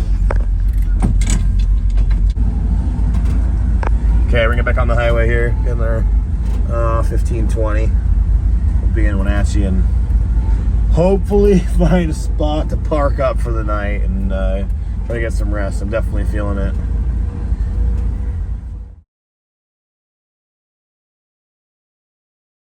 All right, we survived the night. We got some sleep, so we're feeling totally recharged. Definitely not tired still. You know, I'm feeling a solid 60%. And I couldn't sleep, so I was so excited over this fine specimen, and I realized I was lying to you guys all yesterday. This is not a factory short bed truck frame. It's a factory Blazer. We're walking up the steps, going in the hotel the other night, or last night, or whatever, and you can see how short it is for one. And I didn't even think Blazer when I was looking at it, because it's got a cab on it, and we kind of got there, and I was like, okay, get busy unloading this thing, and you know, just get it out of here. And there's no bed mounts, there's no cab mounts, there's no nothing mounts, so it's kind of like it's been all played with and so far from factory, you know, it's boxed and all this stuff. But I started looking at the wheelbase, I was like, I know that's not short bed, that's Blazer. And if I thought for sure, gotta come back here and say, oh, okay, you know, you see the last body mount on a Blazer, you know, is a circular hole about that big right here at the tail end of the frame rail. Well, if you look up in there, maybe a light, yeah, it is welded up. You can see it. It was right here. So this is a 1970 Blazer frame. There's some marking on this tubing here, Devin, so I was talking about. Is it chromoly? So it's all chromoly and 2-inch. Okay, so you can tell without the markings because there's no heat seam where they welded it. Oh, okay. It's a drawn tube. Okay. So. But they were like trying to like paint the cage up front. I know. It's brush on paint, silver metallic. Yeah, I noticed that. It's like all kind of worn off, and yeah. Man, it's gonna be, you can see the brush straight. It's gonna be a turd to do plugs on. Just put an engine in it. I know. No kidding. You're gonna have to go from the bottom. Yeah, drop it out from the bottom. Set down. It's still got the harness in it. I know. I noticed that. But might as well just rip it out. Rear Tough Country springs are new. These front ones, they've been used before. I think these are used springs up front. They're not new. Got a little excited over that yesterday, saying it's all new. Maybe they got the new rear springs because it was the Blazer. Are they different length? Yeah, who knows? They no, they would be different length in these years. Well, look at the shackle on. I know. I'm actually not convinced those aren't square body springs. It could be because they're so, yeah. And so I was maybe thinking they had these lying around and just bought the rear springs to try and match or whatever they had lying around. It's weird. I think those are too long. I think those are 56-inch springs, too long for a factory. And then I think these are square body front springs. There's just some goofy stuff going on here. So. But it's a Blazer. I lied. I just lied to you guys. And it only steers one way. Yes. One way very well.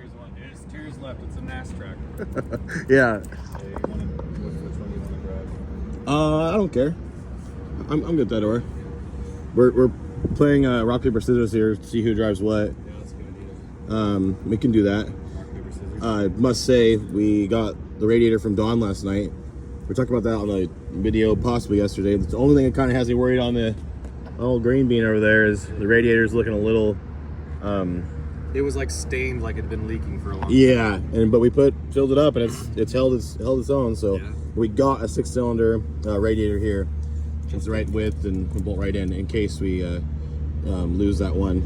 And other than that, she's running good. And what a beaut! Got 3 hours, 3-hour drive home. I got some presents here for my good friends at Quality Color. We're gonna head over there real quick, go say hi, go check out Tanner's 55, and then we're gonna make our way, well, for home, headed north.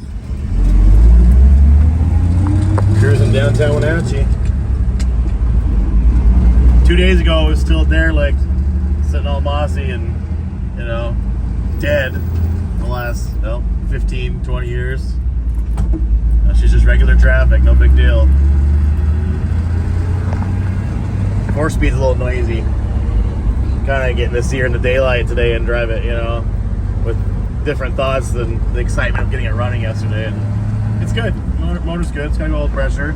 Runs well. But this old 4-speed's got a, I don't know, it could be the throw-up bearing. It just all of a sudden, every once in a while, it starts picking up some bearing noise and jangling around and stuff. But hey, it's running good. And yeah. I think Gramps here in the old Dick Nose Ford wants to race. He just revved it up at me. I think we can take him. Just an XL 2-wheel drive. It's probably a V6 truck. He's about to see what the old 250 has got for him here in a second. Let's drive your hot rod to work day, which is every day for these guys. This is Tanner's 55. Thing's badass. Just getting set up with a new single 4-barrel carb, and yeah, super cool car. He's got it running. Oh, not too long ago. I've been daily driving it this summer. Badass car. All systems are a go. Same cruises. Speedometer reads low. I think it's due to that transmission being swapped. And out of all of it, what's throwing the most fits is the transmission. It's got some bearing noise, and it's just kind of, once in a while, kind of comes, it kind of goes back. The synchros are worn out. It shifts nice in terms of like the shifter's tight, you know, and right through the gears, but 3 to 4 synchros pretty worn out. Like I said, she's kind of howling, growling, making some noise, but 6 is just purring along. I think we're doing closer to about, well, definitely 50, 55. Trying to push on these tires, they're a little dry, but getting good gas mileage. The needle's hardly moved, so no, it's sweet. We're gonna fill up here, you know, we don't even have to, and keep on trucking. At this rate, we'll be home in no time.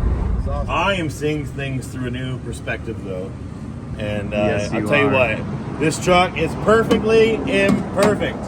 There's nothing. You cannot do anything this truck's gonna make it any better. Wrong with this truck. Oh man, check out the water bombers. Yeah, I got a video We'll of it. probably go on a scoop on or dump on Red's Fire. Could very well be. It's not that far from here, as a crow flies. And look, It really isn't.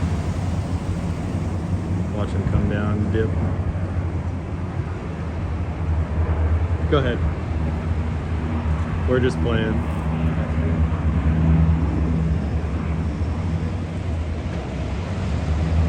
Yeah, that's pretty neat.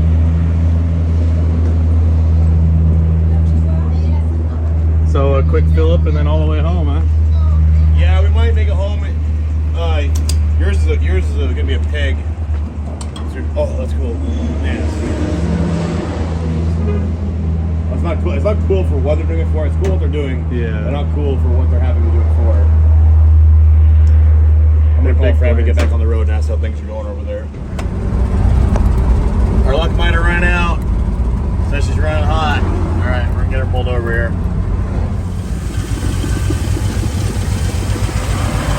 Not losing any coolant anywhere. Hot. Run hot. It says temperature the temp light came on. I don't think it's running rough, it's just that muffler, so. Yeah. Was it just working it up those hills that it started getting hot? No, I just looked down and got to the top of here. I was like, oh shit, temp light's on. I mean, we just went up those 2 hills. I know. It was working it a little bit. We know the cap's holding pressure. Holding pressure. I think she just got a little warm coming up those little, well, light little hills, but But it is hot. it's hot out, yeah. No, it was about 90, 95. Got a little baby you know, single core radiator that's compromised. Little fan. It's not that far. It's not that low. It's like there. It wasn't low, yeah. But I mean, when there's only this much radiator, that's half your radiator. That's an eighth of the coolant. I pissed out some of it right there just by opening it up, and maybe I need to go faster and get more air through the radiator. Yeah. I'm going pretty slow, you know. Might need to go. Well, it was nice. We got to the top of the hill. It was a nice little breeze. I don't know if it has sprinklers on or something. The orchard. I was like, it felt good. And I also got this flat up here, and the truck was overheating. I was like, well, shit. Well, it is pretty much all downhill from here. The trouble with the dummy light trucks is it kind of doesn't tell you till it's too late, you know? Right. Trouble with the dummy light trucks doesn't really tell you till it's too late. Yeah. I'm going to gauge. I'm sitting here watching it in live time. It's just happened to look down and got a red light showing.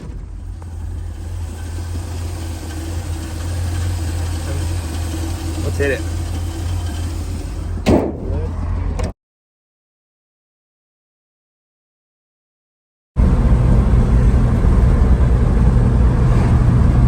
We're about to the BB Bridge. We're 15 minutes down the road and we're running hot again. Kicked the heater on. I've got it roasty toasty in here trying to get rid of some of that heat, but the light's still ain't coming off. I'm gonna pull over here after we get off the bridge here and, well, see, I don't know. Maybe we'll put the radiator in it. You know what we might do is actually just pop the thermostat out entirely. I think I might just do that. We might be able to put a little fix that gets it to run cooler and more flow. It's plenty hot out today. We don't need a thermostat right now, so we have pulled over up here and yeah.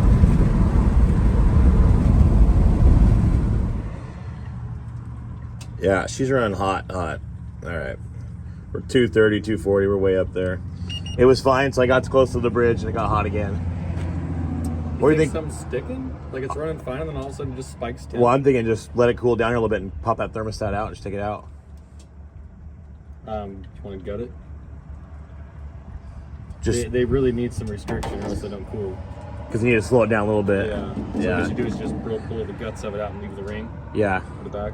Might do that. Do you think that's what it is? Like all this sticking? Well, so I know. It's like it's fine, and all of a sudden it spikes temp, and I think this radiator is just plugged up enough, and it's just a hot day out, and it's not getting enough. If we're gonna have like most of the cooling out, we might as well swap the radiator. I know. That's kind of where I'm at with it. Let's just let it cool down. You want to do that? Yeah. Okay. It is leaking over here. It's leaking? Yeah. And it's not the hose; it's like a crack in the tank or something. Oh man. Yep. Nope. Let's put the other one in it. Well, we had a hunch, you know, and we were just kind of get it running first and go from there, and then it held its water, and it works, and it was nice and cool last night. I mean, we were driving last night. Yeah, it was fine. Over the pass, it was like 45, 50 degrees out, nice and cool. But now it's 90. You know, we're back in the high desert, dry and hot. Devin's just pulling it over here in the shade. We got a nice cooler spot to work on it.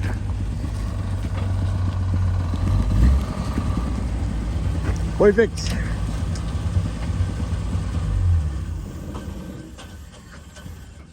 Diesel, she's hot. She's hot. Hot and unhappy. I guess I go play kick the can for a bit over here, or go hop in the river and go. Go play tic-tac-toe. Yeah, or sit there and stare at this thing for the next 30 minutes, watching it cool down. Could be worse. Could be worse. Yeah, I like the seat. The seat's comfortable. It drives nice. Steering wheel's only like mildly sticky. I mean, very minutely sticky. Now, minutely sticky. Yeah. Chelsea's gonna love it. Yeah, I think she's gonna like it. I know. She's like, ooh, I like that. It's my color. It's my wife's favorite color on these trucks. Well, one of her favorite colors, I should say. Gotta love it. Old medium olive. Since we're gonna be stuck in the sun, he's busting out the hat. There you go. Drag the cooler over there so we have something to sit on. I'm gonna put my rose tinted glasses back on so I can just be more positive about this. Dude, I swear this is tap water. They pulled the cap off. It was full of tap water. Yeah. Did yours taste weird? It was like. This does not taste right. There's like floaties in it. Not like super filtered like it usually is. Aquafina, what's up with this? Never been an Aquafina fan. Anyways, but that one is dog water. Devin just threw a cosmic brownie at me across the parking lot here and said he has a present for me. He wasn't kidding. It is a good day after all. There's worse spots to break down at. I try to bring enough tools to get us out of situations like this. Usually always forget the, exact one you'll need. little radiator swap on the side of the road. Shouldn't be too bad. Being we had the radiator, we came half prepared. We ran into the Snap-on guy, Matt and Wenatchee, and just bought a set of flush cut dikes, and I'm gonna use them on something that any dikes would work for. Look at that. See? Ultimate precision. Snap-on quality. You crack the petcock on this radiator, there's just little chunks of rust coming out. Oh yeah, look. Oh, there he goes. Oh, look how black it is. Man. Like the whole bottom of this radiator is just sludge. Rust, yeah. We kind of had a sneaking hunch, and it was not in good shape.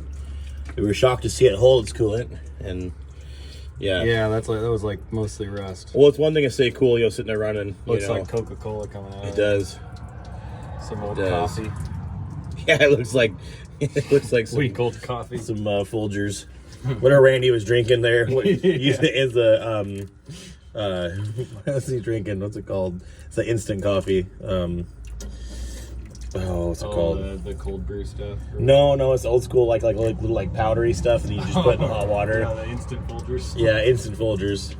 This is what Randy was drinking on Saturday morning at Fred's.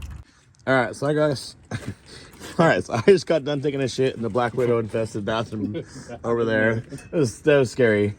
Devin made some substantial progress. We got the old radiator out. New radiator set in place, and it turns out this isn't a 6-cylinder radiator. It's a base, standard. A V8 350 would have it too. This is just the base cooling. Okay. So if it was a 307 or if it was a 350 truck, if it would have it, if it's automatic, have a bigger one. Regardless of what engine it had, or if it had heavy duty cooling, it'd be bigger. But basically, we kind of went over this. I over-explained this on the Reindeer Racer when the guys messing around with that. Now the 6 cylinders here and the V8s are here. Well, Dawn's Inflation Fighter had a base V8 radiator put in it. So we got a little bit bigger radiator, which in our case, this is great. So it's wrong, but it's better. Wrong, but better. There we go. That's the best way to put it. It still works. Yeah.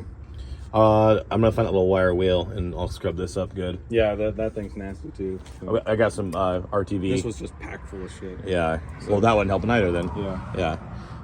Well, it was weird because it was like it definitely was opening, like or letting it come through, because it was like it'd be like at Fred's it was like 200 here, and it was like right after it was like okay like 200 and then it was like 150 here.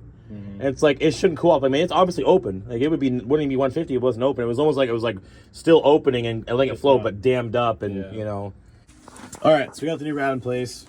Lower hose is on. The upper hose here close in place. It's a little long. Upper hose is a little long. We're gonna cut that down. I got the thermostat housing area all cleaned up. Wire wheels because I could with what we got. This thing's all eroded and pinholed, so I'm gonna do a little lather up of RTV around the thermostat neck itself where the hose goes on and hope for the best. Devin's got the thermostat all demo car. So this is a demo car trick / like dirt track guy trick. You gut the thermostat so it doesn't restrict flow. The stock car guys will go as far as to cut these off. But the idea is you don't want to just take this out because then it creates too much flow. So the water doesn't have enough time in the radiator to cool off. This restricts the flow down to almost half. Yeah. And it gives the water enough time to cool. Because without this, it won't. Good idea, and good, because I would have just taken it out and not thought twice about it. I never really had. Been lucky enough not to have a lot of overheating issues. Right. So been pretty lucky. Lucky guy. So I think we're gonna get that in place and RTV'd up and kind of buggered together and be as good as a roadside fix as any. I mean, we got a new radiator, actual new hoses, brand new, and we got more coolant capacity. I'm feeling pretty good about this. Yeah. I'm not really upset. Well, seeing how much rust came out of that one, and yeah, that was yeah. That's it. Look at it. It looks like it's broken. It is. Yeah, that's because it is. Okay, cool. That's it again. Sacrificing our drinking water for the truck. Yep, she's in need. Got it all buttoned up. It's already happier, I can just tell. Cool. You want to leave this loose, or you want me to do it? I think tighten it down and we'll just fucking go for it, I think, really. Yeah, it'll be fine. I'll take it with me. Cool. All right, I mean, it's OMAC. Truck is doing great. It's not running hot. At least the dummy light doesn't say so anymore. No, I can tell. It's running really good. So, and it's not to mention, it is getting extremely good fuel mileage. We're just coming off full there. It was on full for a long time. I think the gauge is a little off, but things just sipping on the gas and motoring down the highway. So we're about an hour from home now. Devin's calling me. I'm going to call him right back. I'm assuming the Longhorn is damn near out of gas. That thing's a pig. It's towing. But this little girl's good to go. Oh, doing good. An hour from home. All right, we made it to Tonasket. Last town before home for me. Another about 20 minutes for me to go. Devin lives here though, so his journey is almost over. We gotta do this goofy detour. I'm doing a bunch of construction here in town. Gotta go this way, go around all the madness here. Yeah, no, all systems are a go. So with any more luck here, I'll be home in another little bit and show the wife the new truck, see what she thinks.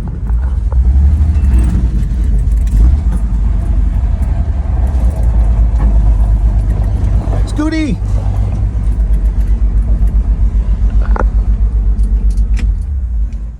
Someone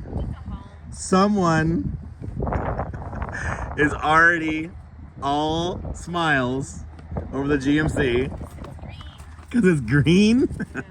Man, you're gonna like it.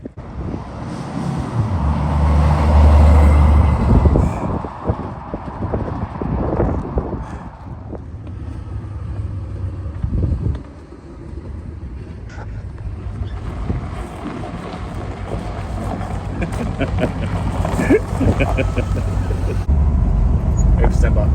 Oh, it's Marcos driving it. It's funny.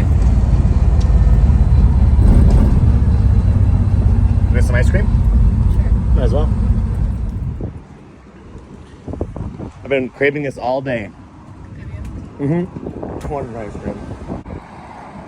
What do you think, Scoop? All right, after a little bit of playing around. Yeah.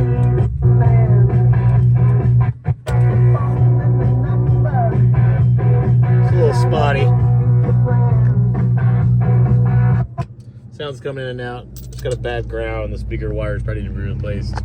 For tiny little things and kind of falling apart. But we've got some tunes. Maynard had to come check out the new additions.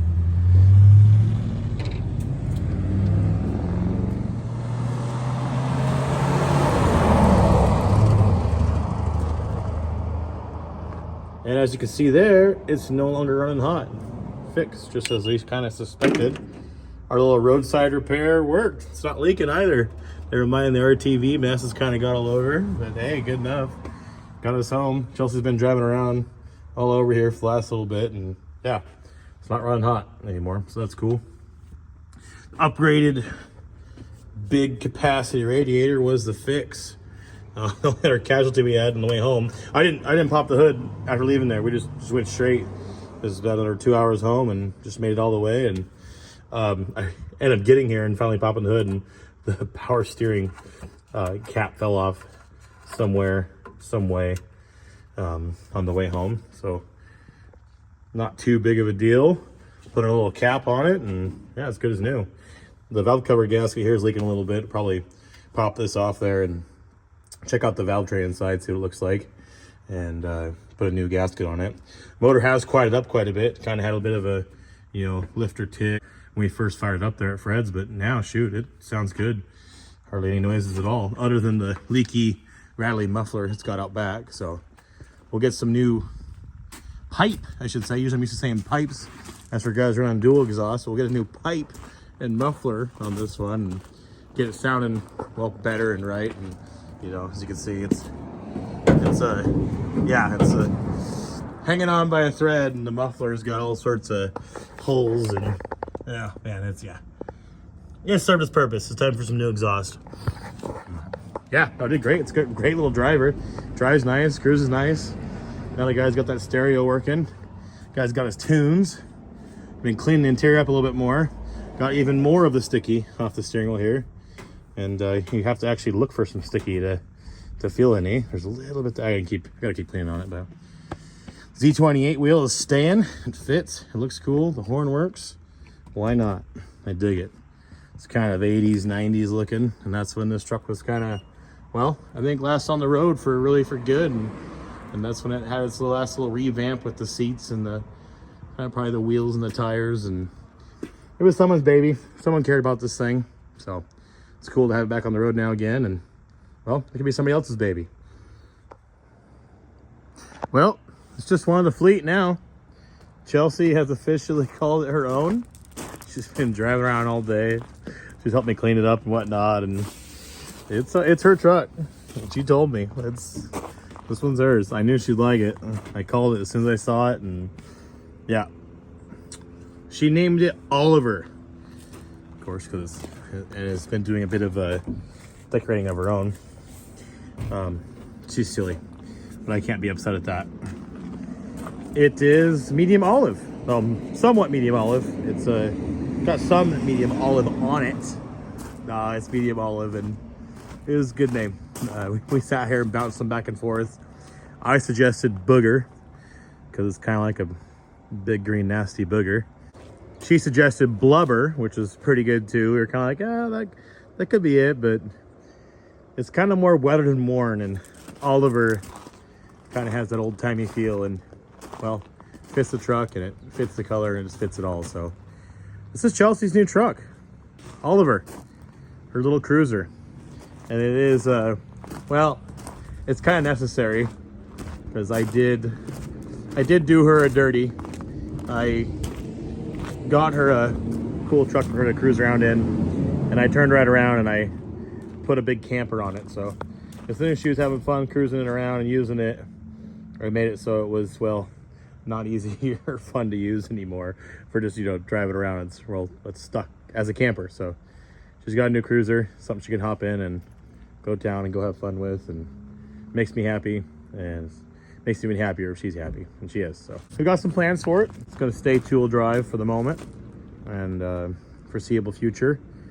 But it'd be nice to lower it down a little bit, maybe just a couple inches, 2 inches in the front, maybe 2 or 3 inches in the front, a couple inches in the back, kind of get it hunkered down over those big meats, look a little better and give a little more attitude.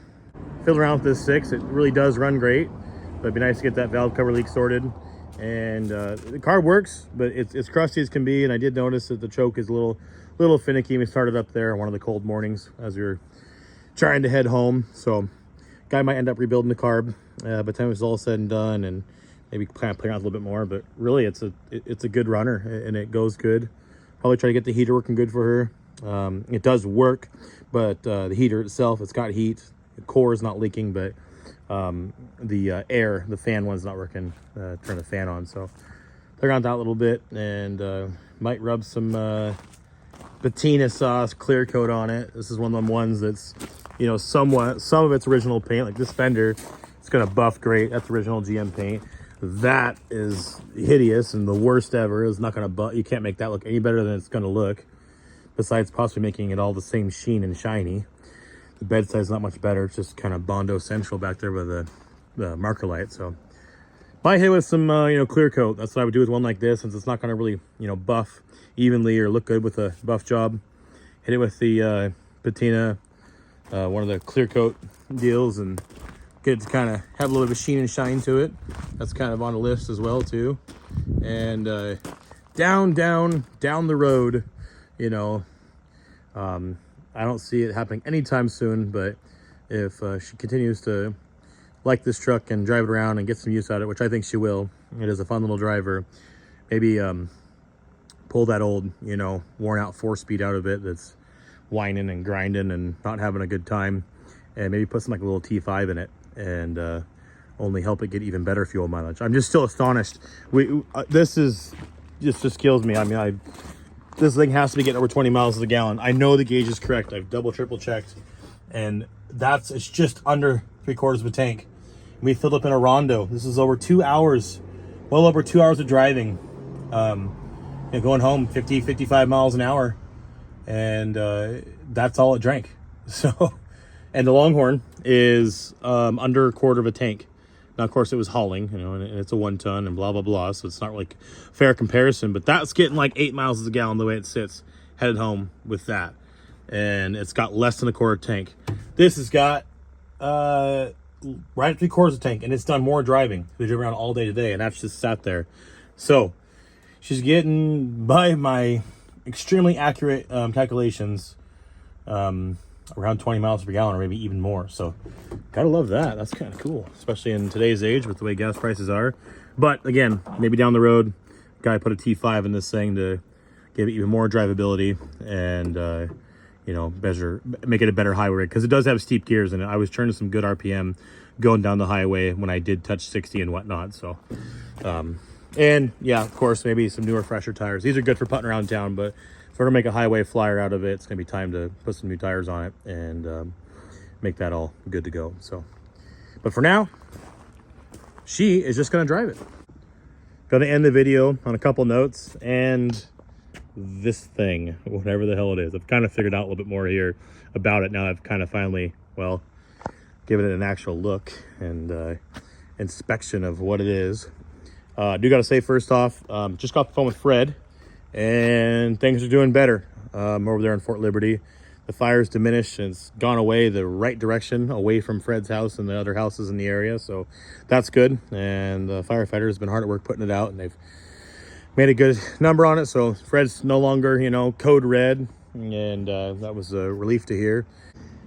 This thing. So again, I kind of said there, so we're leaving the hotel yesterday morning. So I was lying to you guys. I just got there and half looked at the thing, and all I seen before was just a grainy picture of it. And you roll up, you see the cab, you see what's going on, and I popped underneath of it, and there was just so much crap. It was just a madhouse there where this thing was at. Pop my head underneath of it, I see the steering box race. I'm like, oh, hey, this is a short bed or a blazer frame, as I kind of coded there. I'm like, oh no, it's a short bed frame for sure. It's a truck. And it is indeed a blazer frame. I'm going to show you guys a few reasons as to why that is. So first and most obvious, most foremost, is wheelbase. And first generation Blazers are 104-inch wheelbase, and that's what this thing is.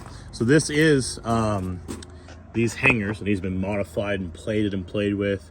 This initial kind of small design is how these were in 69, 70, and these bumps here were kind of a revision to the frame and kind of make it a little bit stronger. They're having issues with this. They'd crack. It was just a kind of a bad deal. They're kind of figuring them out still, and trying to make these frames stronger and tougher. And so eventually by 72, they had the big drop, taller style leaf spring hanger with the full, reinforcement plate in the backside. And by then it ties better into the crossmember that would be right there that is removed from this truck. But 72, this was not really an issue, a problem area. This is a 70 frame yet again. And so this one, they fixed it up a bit and kind of plated this up among many, other things. So, yeah, so 104-inch wheelbase. That's kind of the first dead giveaway that it is a blazer frame. That's what wheelbase they were factory. Short bed pickups. The frames are super similar, but they're a 115-inch wheelbase.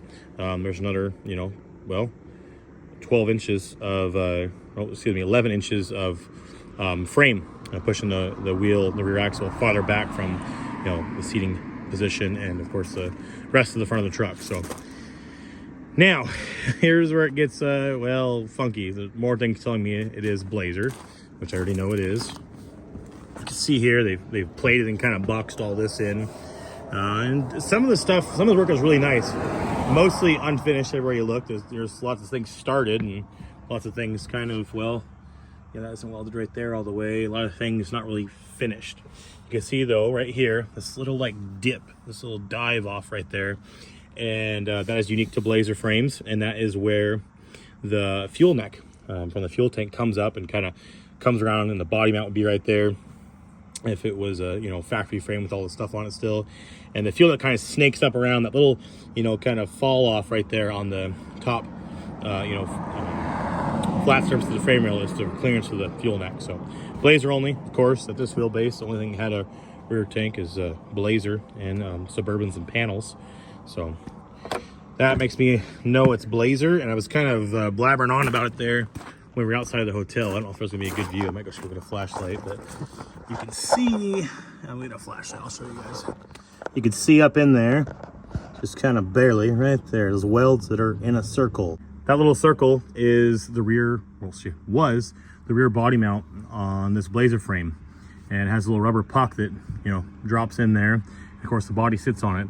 The rest of the ones going forward, there's one kind of right in this area that comes out, and the puck sits in out here, as well as one there. It kind of reminisces a bed mount, and some more body ones kind of come off the side. They've all been taken off, and it's just kind of talking about all this because this frame was, well, kind of hard to ID. There's just a lot of modification and a lot of change that happened to this thing, and I'm stoked it's a Blazer frame. I mean, that, of course, is the most valuable and, you know, sought after all the frames, but this really isn't much of, well, stock anymore. Some of the cage and tube work is really nice, like I say, but there's just lots of unfinished and kind of some strange things about it too. But you know, hey, the price is right with this thing. Again, kind of touching back on it, it was just basically going to buy this thing to save it from scrap. And I do apologize because it was kind of a total, you know, tangent in the middle of this video, but that's really what it was in real life. We were sitting there at Fred's, and this thing kind of came across my plate, and it was like, well, do we go get it? Do we go save it? And when I got there and thought it was a short bed pickup, you know, factory frame, I was like, oh, this is cool. This is worth it. Yeah, I'll buy it. And now, you know, seeing it's a Blazer frame makes me a little bit more excited, even though it's pretty much all the same thing at this point. But yeah, so I know it's a early truck, 69, and I'm saying 70. As for the steering box racer over there, so that was a revision that was added on starting kind of in the late 69, early in the 70 model year. And we know this is a drum brake exit hole here. They filled in the the bump mount, you know, where the bracket attaches here. There's kind of something ugly that happened here. So I don't know if it's a wrecked plate. You can kind of see it's got a big wrinkled up owie right here that they kind of boogered together. So I don't know if it was a wrecked Blazer and that's kind of how they came up with this, you know, mud buggy plan or what. I mean, this didn't happen that long ago, but it's been a minute since someone's been playing with this thing. I'm guessing at least a good 10, 15 years. It's pretty rusty, but, you know, just kind of surface rusty. You can see they worked on it a lot, but even their work is, you know, been weathered and kind of exposed to the elements for quite some time. But yeah, kind of a abandoned product. They didn't really get too far with it. I did measure it now, and these springs are square body springs in the front. They're longer than 67 and 72 four-wheel drive. You can see on that side over there, again, another circle that was filled. You can see that custom shackle hanger they built into the frame there. These big old long, you know, like extension ladder shackles they got on it. And in front of that is another hole. That was where the factory shackle hanger would have been. For the leaf springs that would have been factored to the truck. I believe, I'm not expert on square bodies, but I believe it's because they suck. They're not worth playing with. But the leaf springs are about 4 inches longer than 67 and 72, I do believe. So that would make sense. And that's what they measure out to be. So we've got, like, I don't know, 6-inch square body front springs, and then it's got 6-inch, you know, square body, or some of these trucks came with them too. 56-inch rear springs that are too long. They've got the shackle running into itself, and I don't know. These are brand new back here, Tough Countries. Those are used something else up front. So it's got some good bits on it, but you guys got to kind of, you know, decipher all of what's going on here. It was one of those deals we kind of got there and just kind of start loading it up. I haven't opened this door when a guy was there, but I hardly looked through this box of parts, and the doors are welded on. More steering stuff, more spray foam in the bottom of the rusty doors. Yeah, it's a doozy. Hubs. Devin says there wasn't much good of anything in here, and I do believe him, unless that's a snap-on crescent wrench. Drop forged Olympia. Huh. I found worse than a lot of the stuff I bought, so that's not a total loss. Some factory Spicer hubs, bunch of door handles, oil pickup tube, just random junk, really. Anything really to write home about. That crescent wrench is kind of really the best of it appears. Other than a cooler with no lid on it. Some extra drive lines across, remember, and a surprisingly good front windshield that didn't break on the way home. We were expecting it to. But you can see, I mean, they took and built this cage and they cut the body apart and then kind of half assembled this body around it with a makeshift floor pan. And yeah, I'm kind of still figuring out what's going on here myself. This thing's never ran the way it's been put together. They were still just kind of playing around with it. It's got the same steering wheel as Oliver and not nearly as sticky. That one doesn't need as much of the gasoline and acetone treatment, but so long story short, this thing is, well, it's mostly junk. that's the best way to put it. Oh yeah, I thought I mentioned this too. This is the original fender, red. It is red behind the, you see there. Red and emblem, 4-wheel drive. We can assume this is original because 6970 would have used that emblem. They quit using that in 71. But this is the original emblem. This is the original fender to the Blazer. I know it because of that. The emblem, and then right here, 3. And maybe it was replaced at some point, but this fender lived on a Blazer because the only thing with 3 holes spaced like that is the K5 Blazer emblem that would have been on there. And I'm sure if a guy looks hard enough, he could probably see the outline of that emblem. So this was a Blazer fender, and it is original to the frame. It's kind of bits of a truck cab, you know, 2-wheel drive truck cab. The VIN plates 2-wheel drive. Different fender off another truck on the other side. This is, I mean, there's no body mount. This is where it kind of gets messy. It's like, okay, there's no body mounts. There's no body mount. There's just, they welded it, and this body's just kind of like tacked to this, you know, complete like jungle gym of a, you know, custom roll bar they put on. And look at this too. Just notice this too. I haven't popped the hood on this thing. I'm gonna pop the hood here in a second. We'll be the first to look at it together. Does it even have hood hinges? It does. Okay. Oh no, there's no springs on them. We'll see. Maybe I'll try to get the hood pop. Look at this. The front. There's no way you could run a radiator, a normal factory radiator in this thing. So they were playing on a rear mount radiator or something like that. But I'm not sure if I'm really in love with that. If I'm gonna make this thing be a running, whatever the hell it's gonna be, if I get it running. So yeah, might need a little cutting on those tubes to put a normal radiator in it. I'd like for it to be up front. These trucks do cool well, unless the radiator is, of course, rusty and plugged up like Oliver's was.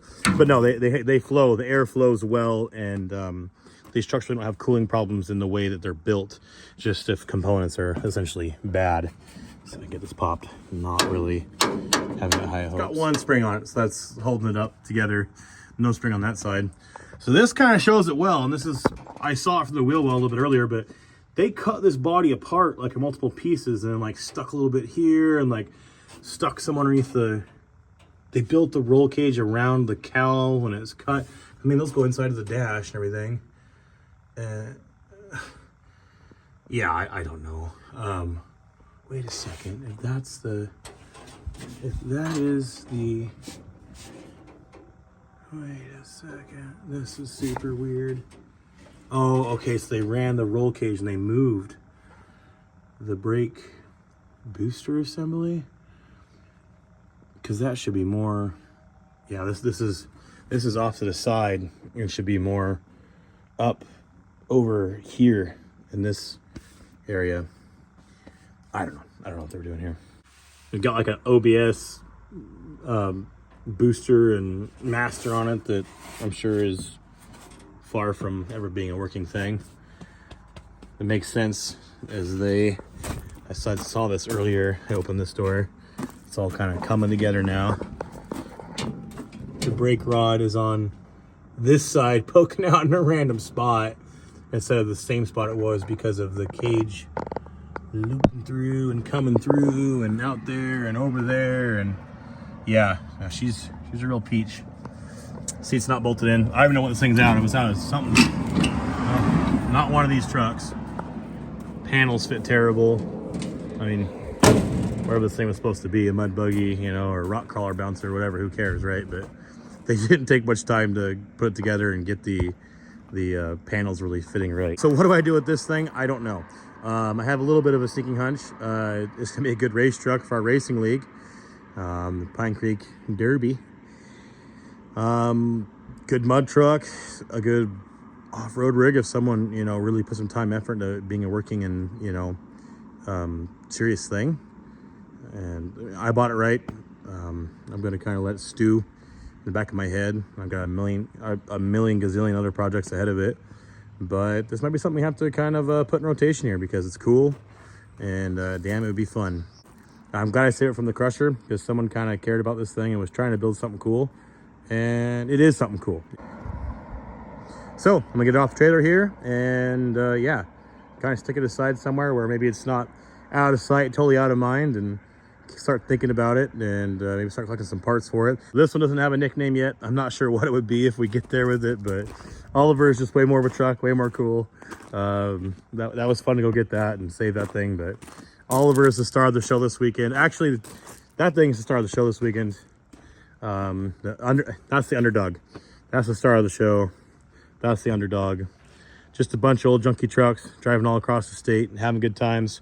Fredapalooza was an absolute blast. It was tons of fun. I got to thank Fred again and for hosting such a fun, cool event for all of us to come to. And it was my favorite truck event last year that I went to, and it's so far, and I know it will be my favorite truck event this year. It was a good time, lots of fun had by all, and yeah, it's just it rocked. Fredapalooza is the shit.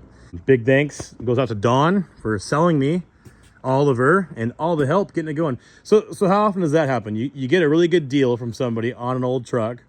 Then what they do is deliver it to where, you know, you make the deal at. They help you get it running. They're out there scrubbing it. They bring their own pressure washer. I mean, yeah, this is kind of unheard of, and that's how cool the guy Don is. And good friend. I've known Don for I don't know, several years here, and it was kind of funny. He was up in my neck of the woods one time, and he was hauling home a utility bed medium green truck he just bought from Orville Tasket area, and I kind of flagged him down, and we've been Facebook friends, you know, just from mutual, you know, friends and acquaintances for a couple of years, and talked back and forth a little bit. I'm like, hey, you're that guy, you're Don Morris. He's like, hey, you're Jake Brown, you know, and it's kind of funny. Well, we've been friends ever since, and yeah, it was cool. It was a good time hanging out with Don, and have to thank him again for all his help and the good deal on the truck, and just thanks, man. She's in good hands. And a big thanks to all the rest of the guys who lent a helping hand and getting Oliver running and getting her cleaned up. It was a good time. We were having fun and whatnot. Thanks to Reedon. Thanks to Steve Park, Tony Hayes, Cody and John Taylor. And yeah, to Fred. Thanks to Big John for keeping us company. Fred's dog, that is. Couldn't have done it without you guys. All made for a bunch of fun and a fun video to film and put out here for all you guys to watch. And a big thanks to Devin Sprague, my good buddy, who went with me and lent a ton of, well, his time and help and going and getting this thing with me. And he didn't have to do all that, and he did. And we were just kind of, well, we were both along for the ride and the adventure, and it was a good time. We had a blast. And Devin, of course, got that parts truck that we kind of showed earlier on the video that kind of got pushed aside once we went and got this thing. And the plan was still to unload this thing at Fred's and stick it aside there. I was going to leave it at Fred's for a bit. I'll be back over that way in a couple weeks. I was going to grab it then. We're going to haul Devin's parts truck over home this trip, kind of do the swap-a-roo so Devin can start playing around and get some of the parts needs off of it. But once the fire was happening at Fred's, we were already all loaded up, strapped down. I said, hey, you know what? And Devin agreed, like, let's just hit it. And I'm going to, in the next couple weeks, that same trip, grab his parts truck and bring it home for him then. It's all the same at that point. But yeah, big thanks to Devin. And couldn't have done it without him. He was a ton of help, and it was a good time. It was a damn good time, and we make a good team. And we got Oliver home safely. It was fun. It was a kick-ass road trip, and it's going to be hard to top this one. Fredapalooza 2025, the aftermath. 1.5 new trucks and a bunch of memories made with some of the best truck people around. So, all right, guys, more 67 to 72 content soon.